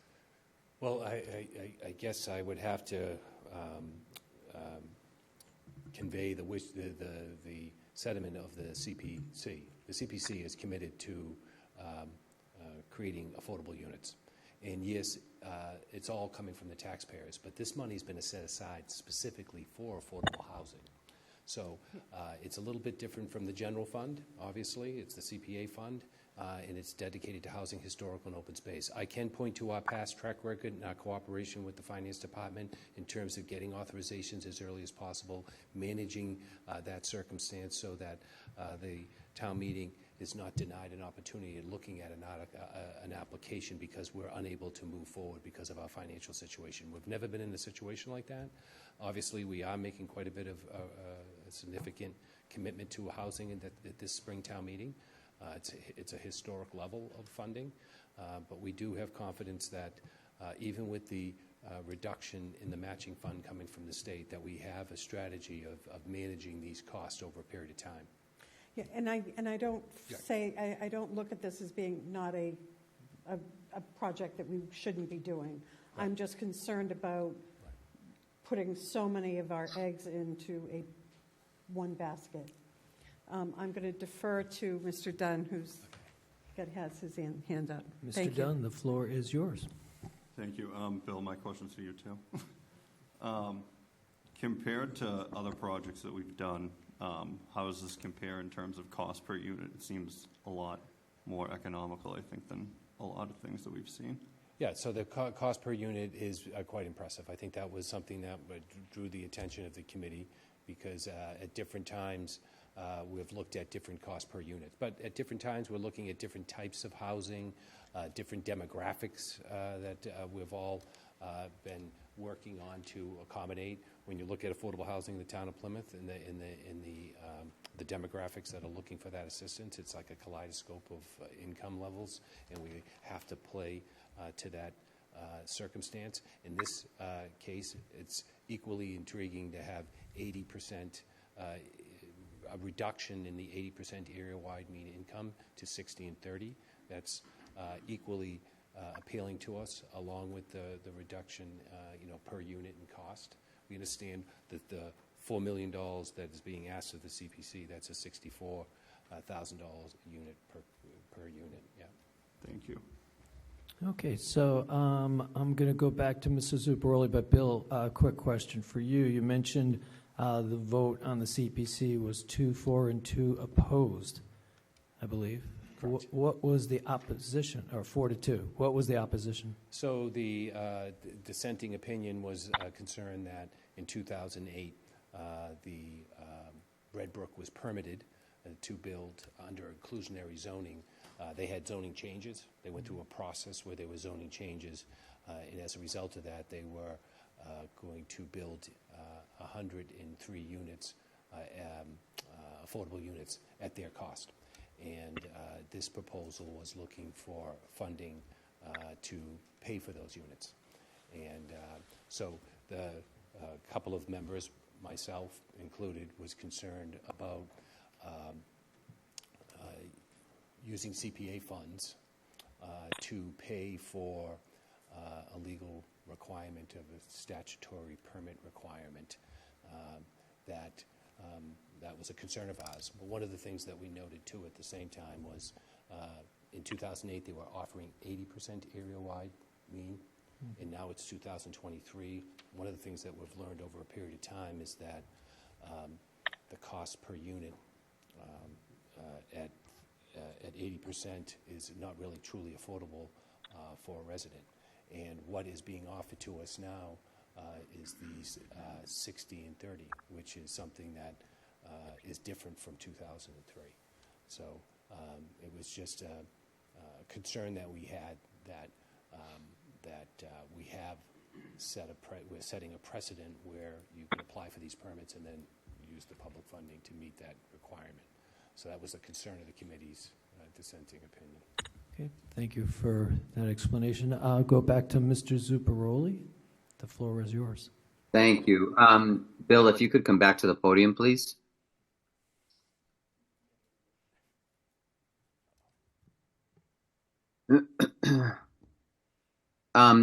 So, Bill, part of the CPA mandate is to provide affordable housing.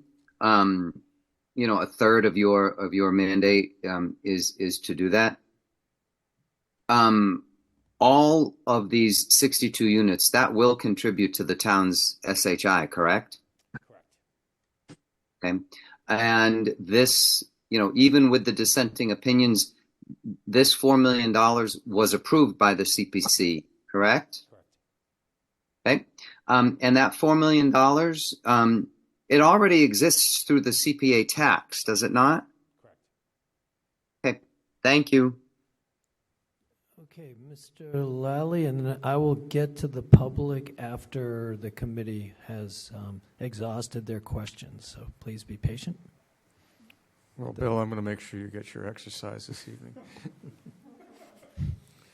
What approvals, assuming this is approved at town meeting, and this plan looks like a substantial change, what other town approvals will be required? Will this be going back to the planning board? Yes. And what other approvals are required from the town? I think. And will CPC also be reviewing this again and voting on it again? No, the permitting process is overseen by the planning board. So they would enter into, if this does get approved by town meeting, they would then enter into a permitting process with the town, public hearings, notices, as they design and build and get their permits. That's a separate process with the planning. Okay, thank you. That's the end of my questions. Okay, thank you. Any other committee member questions before I recognize the public? Ms. Cavaco, I see your digital hand on the Zoom call. The floor is yours. Oh, thank you, Mr. Chairman, and Mr. Cohan. I just would like to remind you that when the Grantham Group or the 80 Makepeace came back to the CPC with the change in location, this project passed unanimously. So that 4-2 vote was no longer in play. It passed unanimously through CPC, and you, in fact, supported the vote as well. So I don't want misinformation out there saying that the CPC had 2 folks that were against it, because when the change of location was put into place, this did pass CPC unanimously, and anyone can watch that video recording of the meeting. Thank you. Okay, thank you, Ms. Cavaco. Would you like a reply, Mr. Cohan? The committee discussed the changes, but I do not recall voting to change my vote. My vote was, we didn't revote the article. I'll have to go back, as Ms. Cavaco said, and look at the video. But we discussed the changes, understood the changes, but there wasn't a vote taken. I'll have to go back and check that, because that's not how I recall. My concern is still the same. There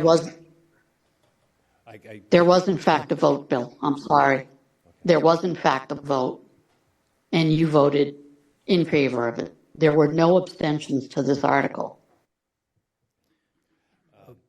Okay, Mr. Cohan. Well, we'll have to straighten that out. Thank you for that comment. Okay, Ms. Cavaco, do you have another question? I see your digital hand is still up. I'm so sorry. That's okay. Appreciate the opportunities. Thank you. Thank you. Anybody from the public would like to make a comment? Please, ma'am, come up to the podium and announce your name and your address, please. And for those who arrived later, since we started the meeting, public comment is limited to 5 minutes. If you would like to go over, we can vote to give you more time. I don't think that'll be necessary. Thank you, committee chair, committee members. Thank you for the opportunity to address you this evening. My name is Mari Ryan. I live at 33 Mountain Laurel Way in the Redbrook community. As you're aware, AD Makepeace has an obligation to build 103 affordable units in Redbrook based on the 2008 special permit. 8 years into the development of Redbrook, they have contributed 15 units towards the count of Town of Plymouth affordable housing inventory. So 8 years, 15 units. The 2019 MOU for Redbrook specifies that they will construct affordable units at the rate of 10% of the market rate units in each 12-month construction cycle. This has not happened. ADM has not been forthcoming in providing how and when they will achieve their commitment to the 103 units. At what point do we hold AD Makepeace accountable to their obligation? I'd like you to keep in mind as you think about this project and that this does not just impact the Redbrook community. The adjacent areas in South Plymouth, including Wareham Road, Bourne Road, Halfway Pond Road, and Long Pond Road, are all impacted with every home that's built in everything that happens in the Redbrook community. As you look at the specific proposal now or in the future, I would ask that you keep in mind that Redbrook is a car-dependent community in a rural area. We do not currently have regularly scheduled transportation. We hope that with town initiatives, such as last night's vote by the Select Board to pursue age and dementia-friendly community status, that these kinds of resources will be available. We would hope that these plans are fully thought through prior to asking taxpayers to contribute funds to this project in the form of CPA funding or additional financial burden on town departments or services such as the Center for Active Living or GATRA. The taxpayers of Plymouth are being asked to fund a proportion of this project with CPA funds. ADM could fund this themselves. That was what we agreed to or thought we were getting in the 2008 special permit. As a homeowner in Redbrook, in the community, I'm subject to the covenants of the Landowners Association. One of those covenants is that if I want to sell my home, I'm obligated to list it with a Redbrook exclusive real estate agent. From that sale, AD Makepeace receives a 1% commission. Should I choose to use another real estate agent, not their real estate agent, I still have to pay that commission. In the past 12 months, there have been 22 home sales, resales, so these are previously owned homes, totaling over $15 million. Now's the time for AD Makepeace to be the housing heroes that Plymouth needs. The funds required for this project are more than just the CPA revenues received each year.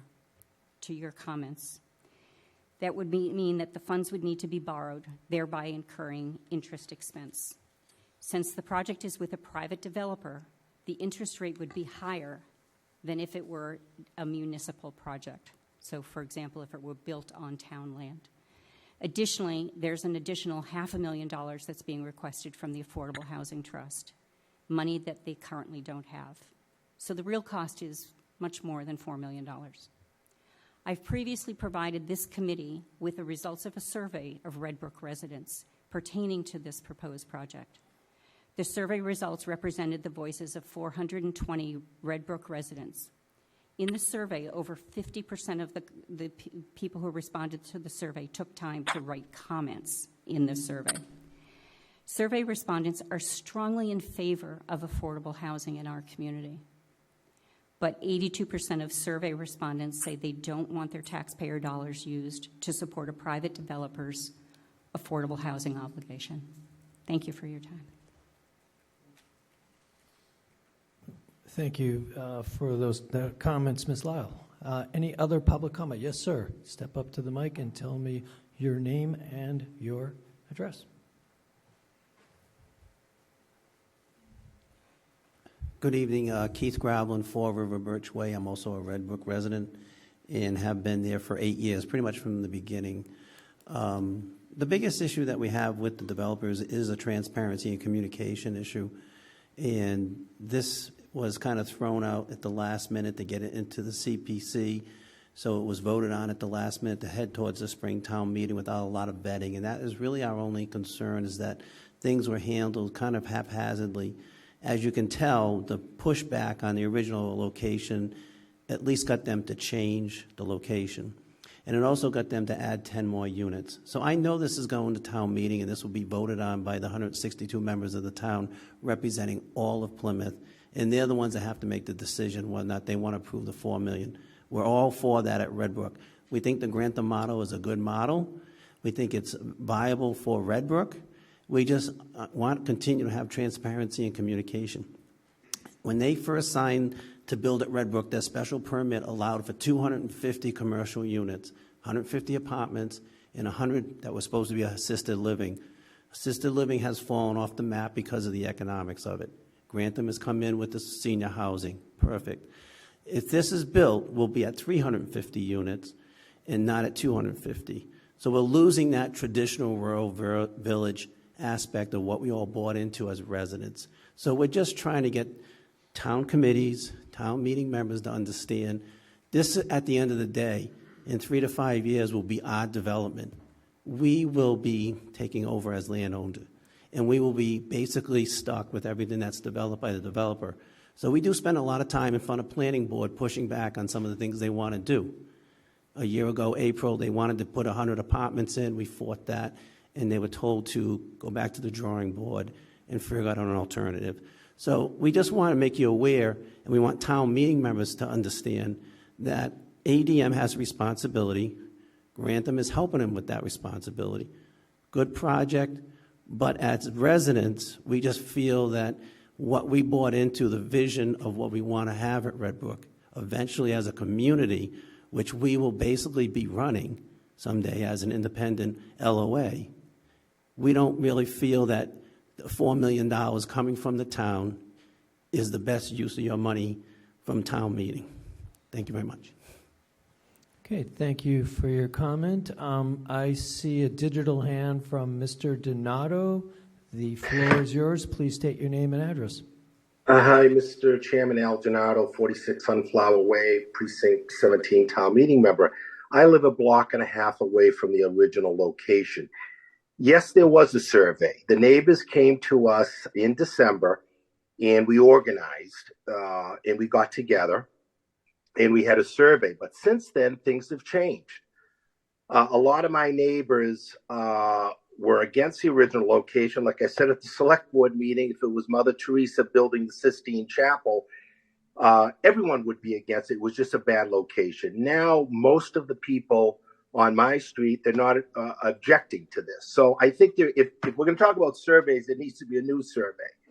But I want to get to this $4 million because there's been a lot of talk about it being tax money. Well, it's quasi-tax money through CPC money, which is segregated for this. We had town meeting approved over $3 million for Plymouth Hall just last year. I want people to look, and I know you're financial advisory, but if you put on your financial cap tonight, for the $4 million that we will invest, we will get that lowest subsidy of 60 and 30%. So that's going to be enjoyed by the residents. The purpose of this is to get that rent down so it's more affordable for people that are making far less. That's a savings of $284,000 a year without calculating the other units at 80%.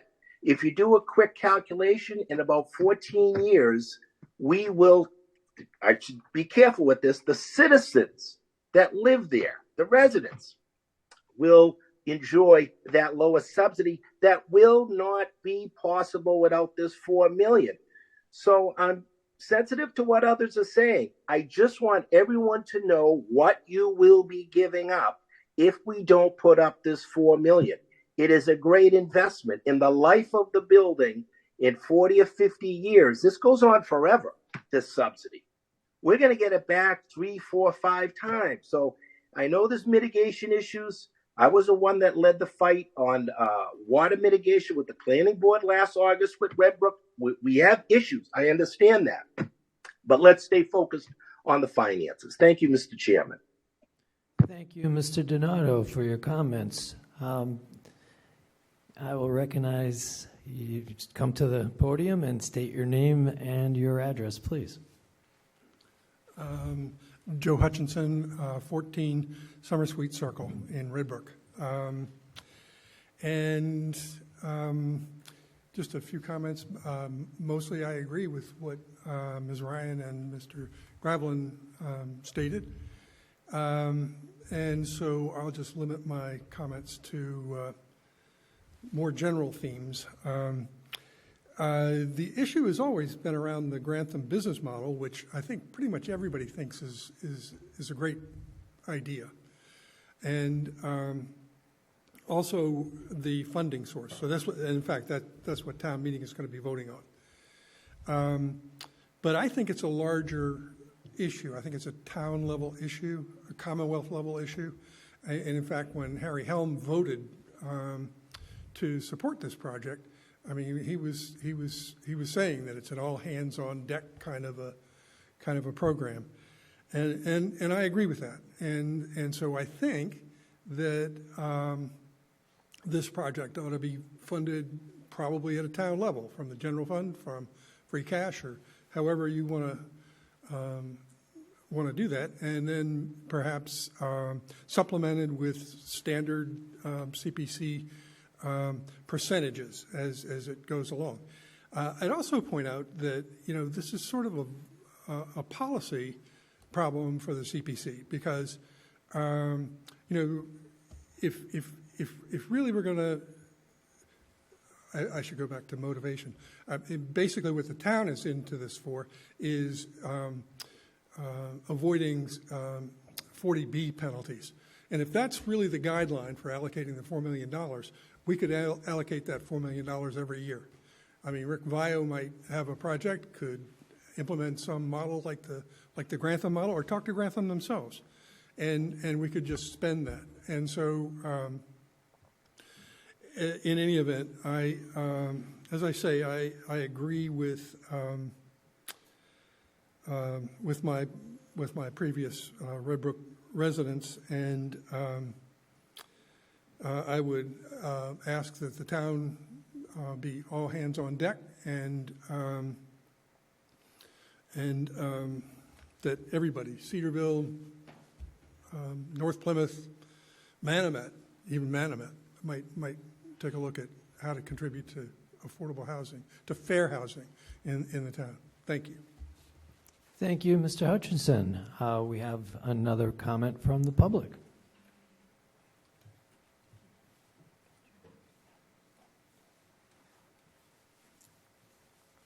Bill Licata, 54 Inkberry Lane in Red Brook. I really have a question for Dan. The changes have made my opposition to this project much less. But it still comes down to the question of whether the size of this building fits the traditional rural village model. And my question is, by adding the 10 units, the building's actually gotten larger than it was. It's in a better location, which can probably handle the larger units. My question really comes down to the height of this building. It sounds like from the meeting upstairs that the height has been reduced in the latest proposal. Is that true? And is it going to be down from the 60 feet it was at one point? Would you like to rebut or answer the question? Thanks, Bill. And this is Mr. Gorska from the Grantham Group. So just to clarify, the building was never 60 feet tall. The tallest point of the building, as previously proposed and proposed now, is 47 feet. So to Bill's point, the building got larger horizontally, not vertically. The gable ends that are at 47 feet tall are more architectural elements. They're not living quarters or space. It's just to give the building a little bit more pleasing from the architectural eye. He is right, there are certain height requirements associated with the Trevid bylaw, and our permit and bylaw and all that stuff is, the granting authority is the planning board. So during that process, we would request a waiver on those portions of the building to exceed 35 feet. That would be consistent with waivers that we've got granted for the YMCA and for the other Red Brook apartments that are there today. Thank you so much for that explanation. Any other public comment? Yes, sir. You come on up. No, I'm recognizing you from the public, and then I'll come back to our committee before we go to a motion. I'm Sam Thompson. I live at 7 Farm Road in Red Brook. I support the initiative. I supported it initially as well, but I was actually really impressed with the response of the community at large, the conversations here in the previous sessions, and I appreciated further the expansion of the additional units. Namely that there's going to be 10 more units in total to that obligation, which I think is a great initiative. I'm new to the area, about 3 years, but I don't really understand the argument that it's not a place for people that, aren't going to necessarily be mobile. I think that, unless we're going to be building apartment building in here for senior citizens, I mean, that's just going to be the reality is, like most of America, it's a driving community. I think there are things that they'll be able to do. There's the bocce courts, there's the green. I work from home. My kids go to South. I stay in the community a lot more than I care to say, but I go down the green quite a lot. I think it's a great place. I think it'll be a great place for a diverse community of seniors and children from all the economic backgrounds. Personally think that the amenities there would suit folks fine, and I think it's a good place to live. I think it's a good initiative. I think it's the responsibility of us to meet our community requirements. In terms of the impact on the larger South area, in terms of the people that live in Cedarville or what have you, whether the units get built in the manner in which they get built there still has to be the amount of units. Somehow there's going to be the 100 units somewhere. So I don't really understand how that's going to change if it's built there or built throughout Red Brook. It's still going to impact the community in terms of traffic. I'm sure people that lived over at White Island Pond and Halfway Pond have a thing to say about Red Brook generally in terms of the traffic. But that's just the reality of development. I think it's I think it's a great thing. I support it. Thank you. Great. Thank you, Mr. Thompson. It's nice to see the youth supporting the senior community. Any other public comment before I turn it back over to the committee? And I know Mr. Lawler was chomping at the bit. The floor is yours. Thank you, Mr. Chairman. Appreciate that. Dan, I appreciate the fact that you came back to the table with a very aggressive proposal. Certainly at 80%, units are not affordable to that category of tenant. I noticed that Mr. Bulletin is here from the planning board, and I'd be interested to find out what the planning board is thinking about this, and Mr. Bulletin. So would it be possible if I requested Mr. Bulletin to come forth? Sure, Mr. Bulletin, step up to the firing line and be nice. Good evening, Steve Bulletin, Vice Chair of the Planning Board and member of the Senior Task Force. But I'm not here tonight to speak on behalf of either of those bodies, other than to say that I can report that just minutes before I managed to rush down the hall, the Planning Board voted 4-1 to support in principle this particular project. So to the extent that there are questions as to what the Planning Board's thoughts are, we do need to get the final design. We will do a site plan review if town meeting approves this. Obviously, if it doesn't come to us, it doesn't come to us. But conceptually, based upon what was provided to us, and it's the same presentation that was provided to you, our belief was that this comported with the intent of the bylaws and the town's goal, very strong goal, to support affordable housing, and the planning board's particular goal that affordable housing, whenever possible, be built within the communities in which have the obligation. Because I've heard a number of times that people saying that that ADM Makepeace has an obligation to build these units in Red Brook. And strictly speaking, that's not quite right.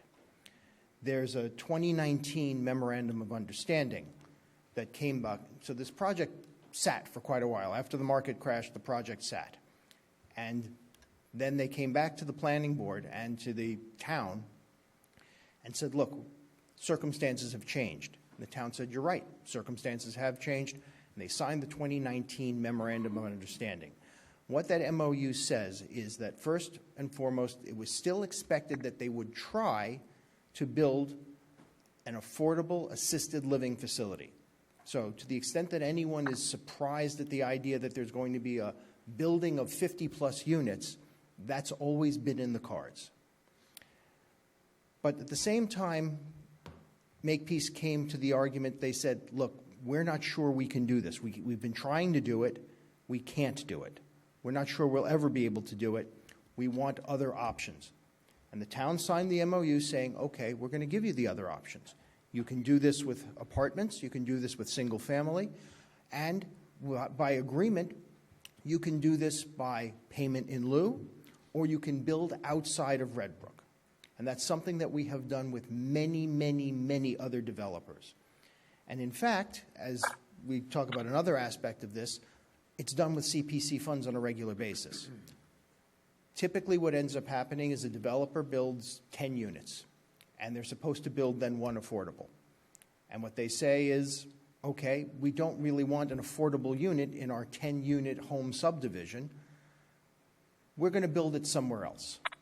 And they donate the land, and Habitat for Humanity comes in and builds the affordable unit. And the CPC helps fund it.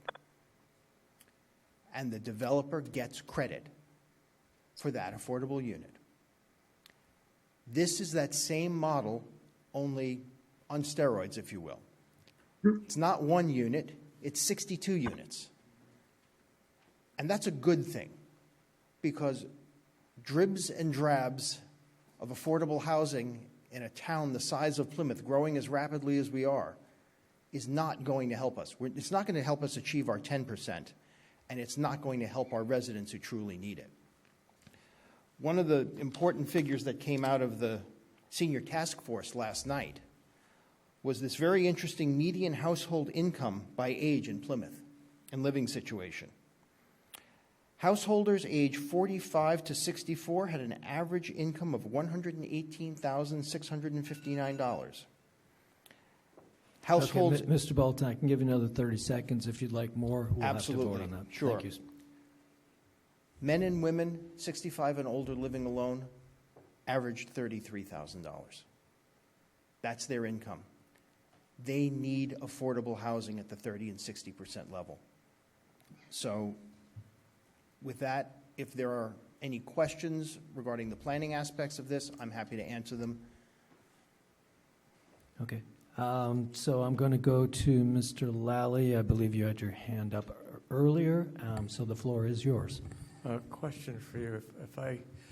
Much has been made of the obligation for them to build 103 units. That dates back to, I think it was 2008. If I hear you correctly, that hasn't been an obligation, but it was a concept that they would, a goal but not an obligation. I'm trying to understand. Because much has been made about this obligation that in theory has not been met. And it hasn't been met. And in fact, this particular project is probably part precipitated by the fact that a number of us on the planning board went to Makepeace when this all came about, that they weren't meeting their requirement and said, you have to do this or we're not opening up new development for you. This is an obligation, but the obligation is to create 103 units, not to build, to create. That is a difference with a significance, as much as it doesn't sound that way, because what it means is they can direct somebody else to build these things on their behalf. So when we keep hearing that, I keep hearing people asking me, well, Red Brook has to build this and not the Grantham Group. No. ADM has to cause to be built, create 103 units of whatever type, and now with the 2019 MOU, not necessarily even build them, but they could, pay, for example, pay us in lieu if they can't complete this because of whatever reasons, including economic factors or resident opposition. So my concern is that over the last time, I'll do the math, but let's just say it's something like 16 years, they've had this obligation, and the units haven't been created. And what I'm not seeing in this proposal is resolving that obligation. I see perhaps a step towards it, but I don't see how it's resolved with this additional money. When I'm just, am I misinterpreting what I'm saying? No, you're interpreting this 100% correctly. This does not solve this. They do have, I hear the number 15. They actually have 25 units done. So there's 15 that are apartments. Those are already approved. There are another 10 that are built, that the paperwork is in. They are simply waiting for the state to simply sign off on them. Right, and in the first proposal, the town also, CPC also gave them money to get that project started. No. Okay. No. This is the first time that they've ever come to the town for funding. Thank you so much. Okay, Mr. Dunn, the floor is yours. I have a question for Mr. Bolton or Mr. Donaldson. Appreciate you both being here. Will you guys commit to make sure that they do 10% a year from now on? I think we're like if we recommend this and we approve this, like I'm counting on the planning board to then deny permits for things that if they're not doing what they're supposed to be doing. Obviously, that has not happened. I know both of you are newer on the planning board, so I'm not blaming you, but obviously nothing close to that has happened since the start of this. So I would hope that people would commit to doing that now, going forward. I can't speak for my fellow planning board members. I can commit personally that I have said this, and I have told the good people at Red Brook this, that they will be obligated to come up with a plan, and a plan meaning not just a concept, but actual definitive dates and ideas and how this is going to happen and approvals before I'm willing to open up new neighborhoods for Red Brook to continue. And yes, I'm going to hold them to this. This was not something that had been brought to the planning board's attention. Shame on us, shame on our planning department for not doing it, or our building department for not doing it. But it took, honestly, it took a couple of people from Red Brook to bring it up. Most of the people in Red Brook were perfectly content letting this go along, but a couple of people here in the audience tonight, in fact, were the ones who brought it up and said, hey, what's going on? Why isn't this happening? And good for them for doing it, because but for that, it might not have come to this attention, and it might not have pushed what I consider to be a very creative proposal forward. Thank you. Okay, Mr. Cohen, did you want to add to Mr. Bolton's explanation? Nothing to add to Mr. Bolton's explanation, just a clarification. Earlier tonight, there was a comment made that the committee revoted it. I called the clerk and looked at the video, and there isn't any evidence that we revoted it. We did discuss it and the changes, and my, the opinion of the minority still stands. But like I said before, the committee is resolved to present the article to town meeting and let town meeting debate the issue. If there's any change to that, I'll let the committee know, and I'll provide those minutes to that meeting to the committee. Thank you. Thank you so much for the record. And I'm going to go to Mr. Zuccaroli on Zoom. The floor is yours. Thank you. I wonder if either Mr. Gorska or someone from the Grantham Group can come to the podium. I just have one question. Ms. Ryan mentioned the fact that 80 Makepeace and Grantham had committed to building so many units over a period of time and that there's no timeline. I'm wondering if one of you can speak to that and possibly discuss a tentative timeline or a phasing in of these projects as they go forward, if these are approved by town meeting. I just want to clarify.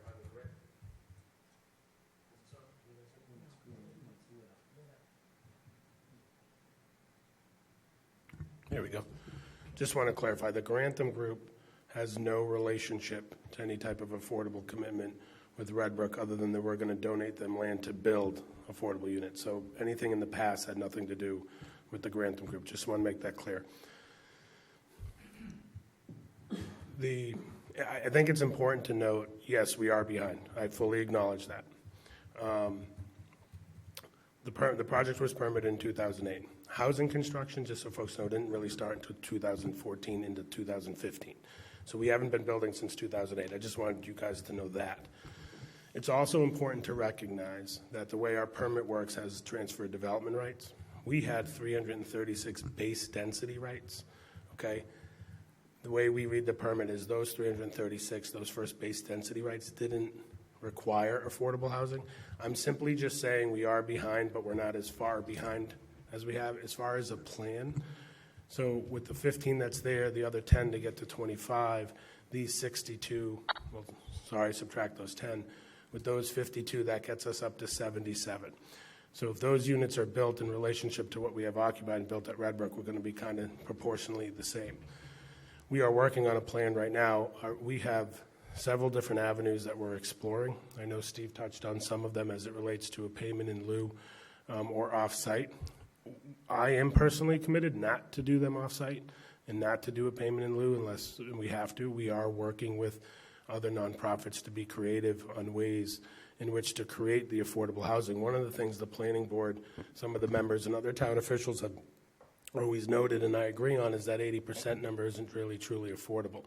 So what can we do to lower it? Here's one aspect to lower 80 down to 60, even 30. We are working with someone right now to get single-family houses that would be at a lower AMI as well. And all I would say to those folks, that process takes time. We're working on that, and as Mr. Bulletin said, we'll develop a game plan to show them with specific timeframes on that. Okay, thank you. Mr. Dunn, would you like a follow-up? I would like to make a motion to recommend approval of Article 16C. Okay, I just want to recognize one more public comment. Ms. Cavaco, you have your digital hand up.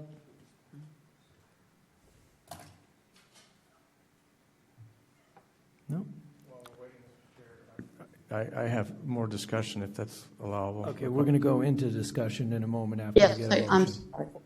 Or questions, I should say, not discussion. Okay.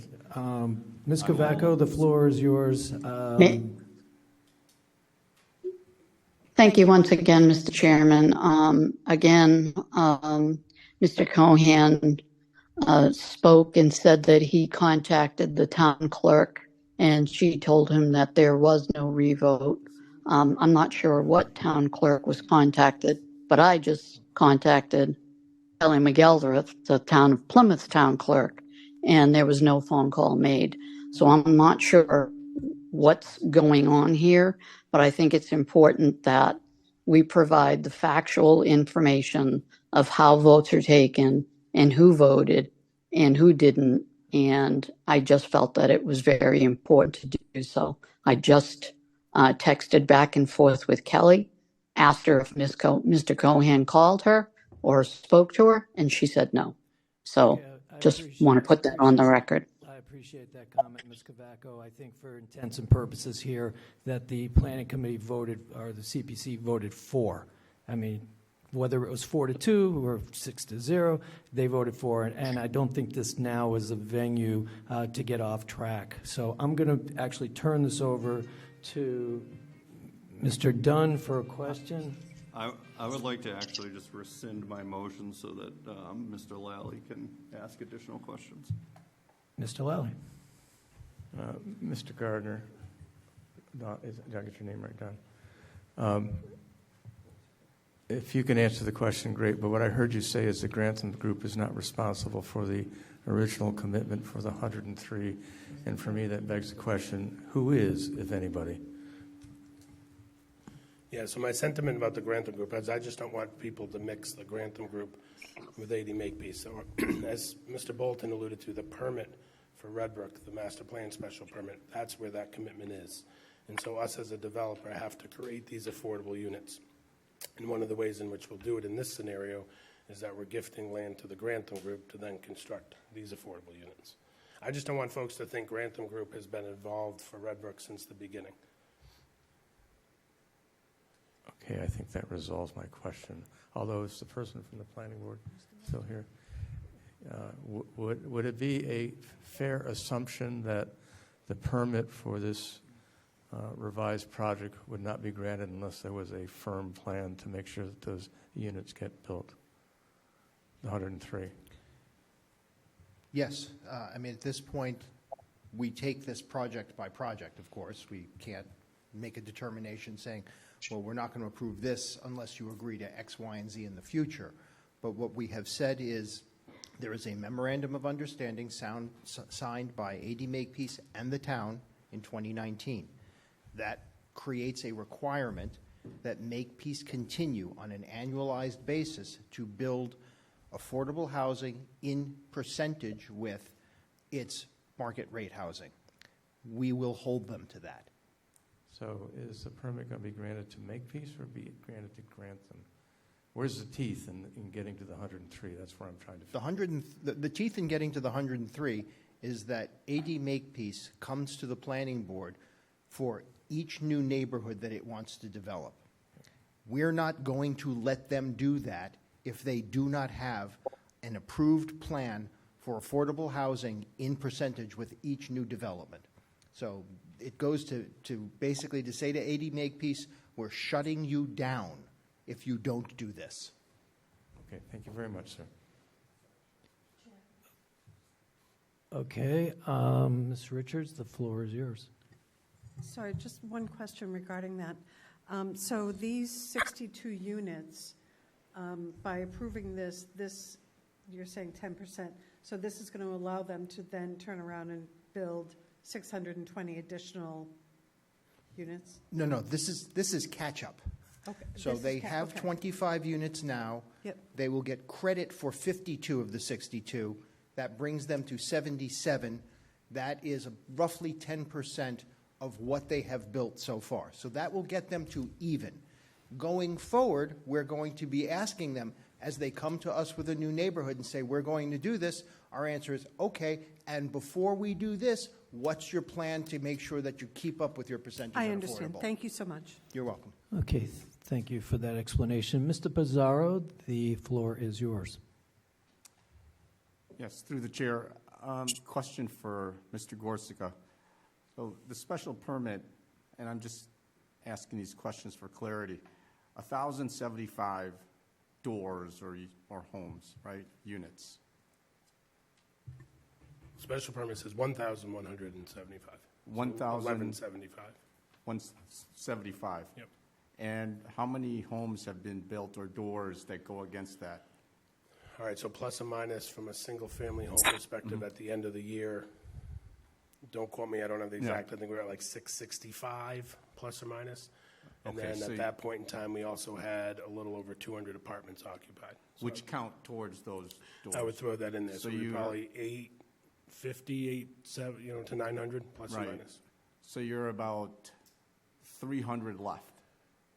In I mean- the special permit, yeah, plus or minus. Okay. Yep. Thank you. You're welcome. Okay, any further questions from our committee? I have a sense that trepidation on our side is accountability. And I'm looking at Mr. Bolton, and we're going to take your word. We're going to put our faith in you and your committee for accountability. And so with that, Mr. Dunn, would you like to make a motion to approve Article 16C as presented tonight? So moved. Thank you. Second. And Mr. Lawler has seconded the motion. Is there any more discussion? Yes, Mr. Dunn. Thank you. I think obviously, like the last time we were here, I was obviously opposed to this. I think we talked about meeting affordable housing obligations a lot here. I want to thank Red Brook and the Grantham Group for the changes that they've made to this. I think it's important to support this project with a lower AMI that we will, I don't want to say get back because it's paying for people's rent, but that will pay for itself in terms of rent subsidy in over 5 years. I think the additional housing that they've committed to, adding 10 affordable units, is important. They've moved the building, they've flipped the building, they've added parking, they've removed parking from Wareham Road. The cost per unit that we see here is extremely low compared to affordable that we have elsewhere, and this is also much more affordable than what we have elsewhere.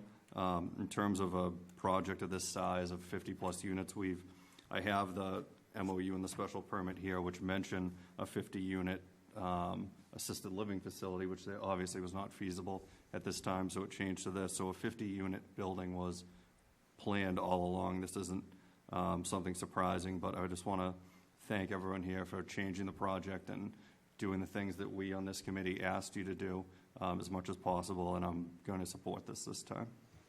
Thank you, Mr. Dunn. Any other discussion? Mr. Lally, the floor is yours. In addition to what Mr. Dunn said, I want to acknowledge the role that the citizen involvement played in making this a hard decision for me. And I also want to echo what Mr. Nierman said. It's all about accountability. And so we are looking forward to you helping the town with that, sir. Excellent. Mr. Howard, I see your digital hand. The floor is yours. I agree with my colleagues on the committee.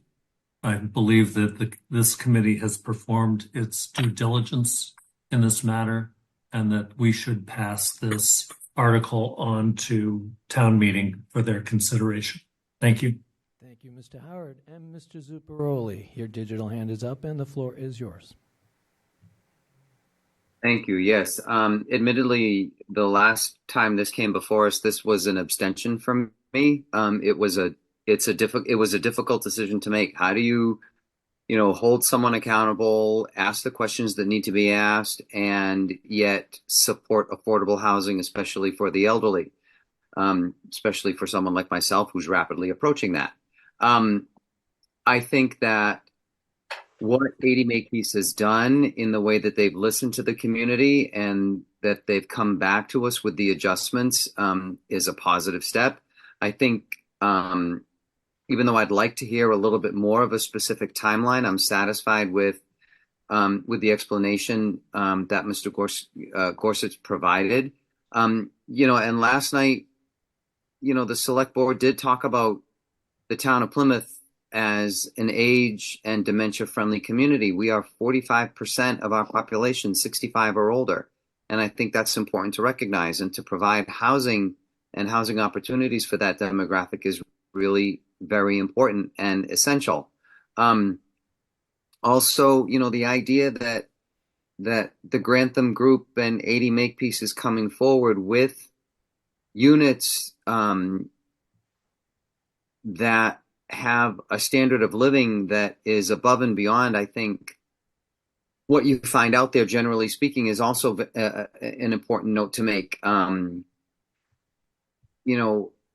Quality of life is something that I think a lot of people need to look at and a lot of people need to understand. And being comfortable in your space really adds to that quality of life. If this were a town project, as was alluded to earlier, then it's subject to the RFP process, which would just drag the project out even longer. The RFP process also involves taking the lowest bid, and you're going to lose quality of workmanship, quality of craftsmanship, and supplies and materials.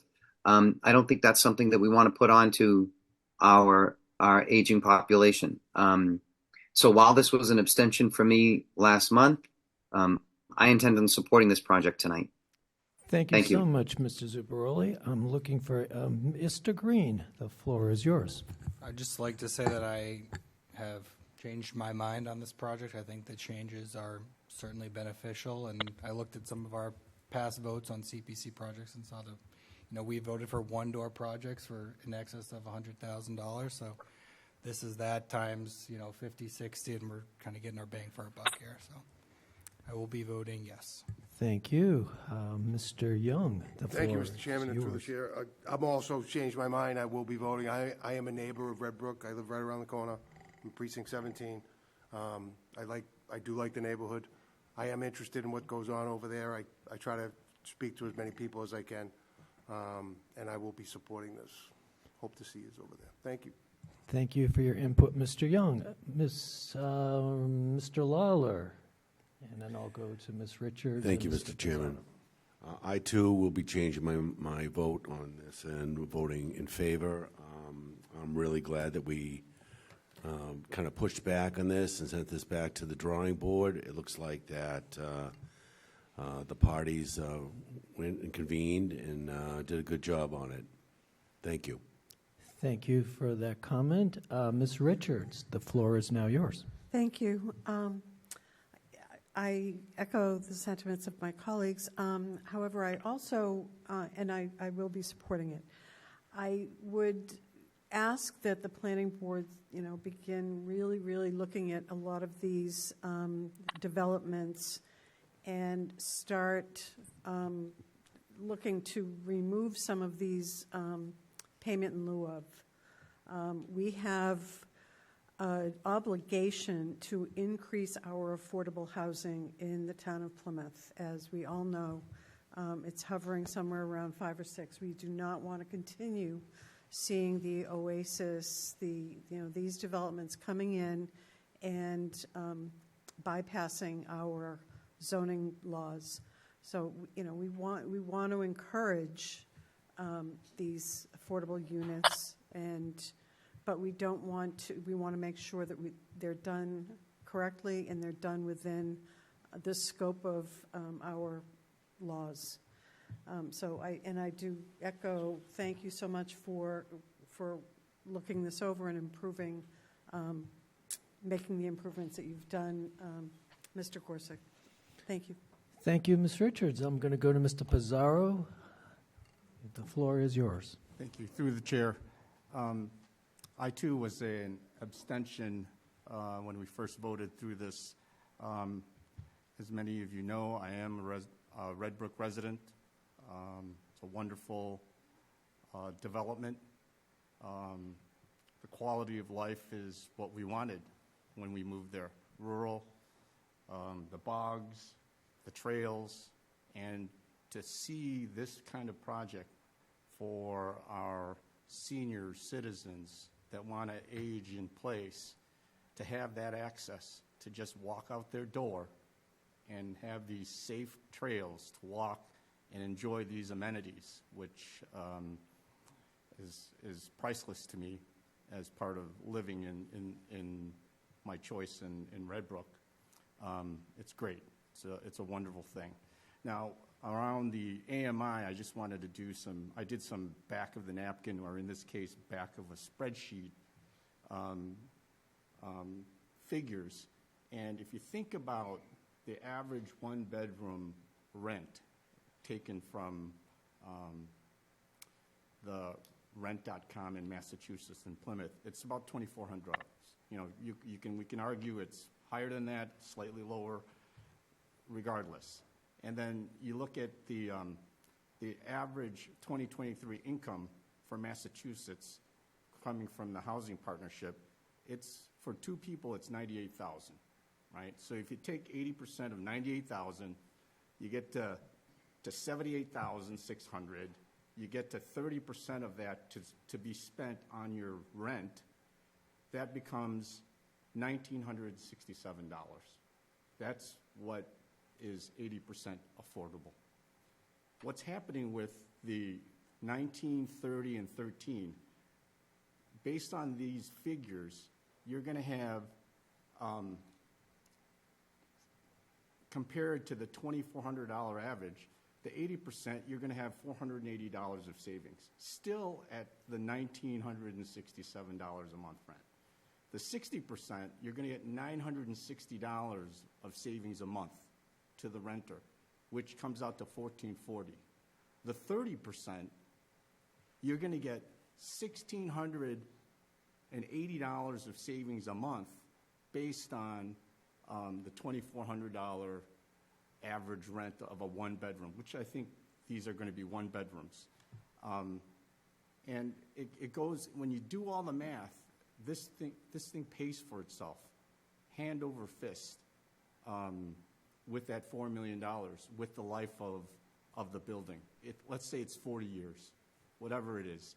It's going to pay for itself hand over fist. So I'm going to support this. This is a great project in light of our age and dementia, trying to go for that designation for the town of Plymouth.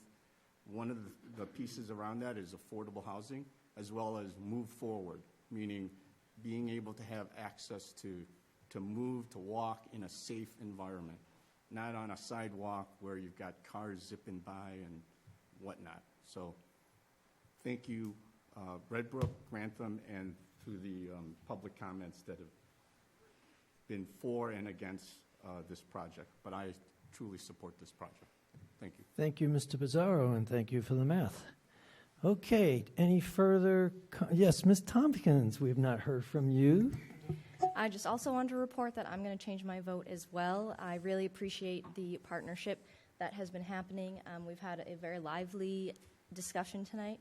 I appreciate everyone's feedback and time and collaboration to come together to make something that will work for all of us addressing community needs. And it's important that we leverage partnerships and not just cut something off if we don't like it. So I appreciate it, and thank you very much. Thank you for your comments. Anybody, any other comments? Seeing no further comments, hearing no further comments, we will take the vote. There's a motion on the floor right now to approve Article 16C. Ms. Butler, how do you vote? Yes. And Mr. Cabana? Yes. And Mr. Dunn? Yes. Mr. Green? Yes. Mr. Howard? Yes. Mr. Lally? Yes. Mr. Lawler? Yes. Mr. Pizarro? Yes. Ms. Richards? Yes. Ms. Tompkins? Yes. Mr. Wright? Yes. And Mr. Young? Yes. Ms. Zaro Abraham? Yes. And Mr. Zuccaroli? Yes. Okay, that was no surprise. The Advisory and Finance Committee votes unanimously to recommend to town meeting to approve Article 16C by a vote of 14 yes, 0 no, and 0 abstentions. So this was an incredibly great model of how to work together as a community, and I'm really proud to be here and watch this happening right before us. And my hat's off to all of you and all the people on this board to make this happen. So congratulations to all of you. Okay, yeah. There you go. All right. Some old, new, and other business. The open meeting law violation complaint. This committee acknowledges that an open meeting law complaint was received by the clerk regarding the joint budget meeting on January 16, 2024. It has been previously distributed.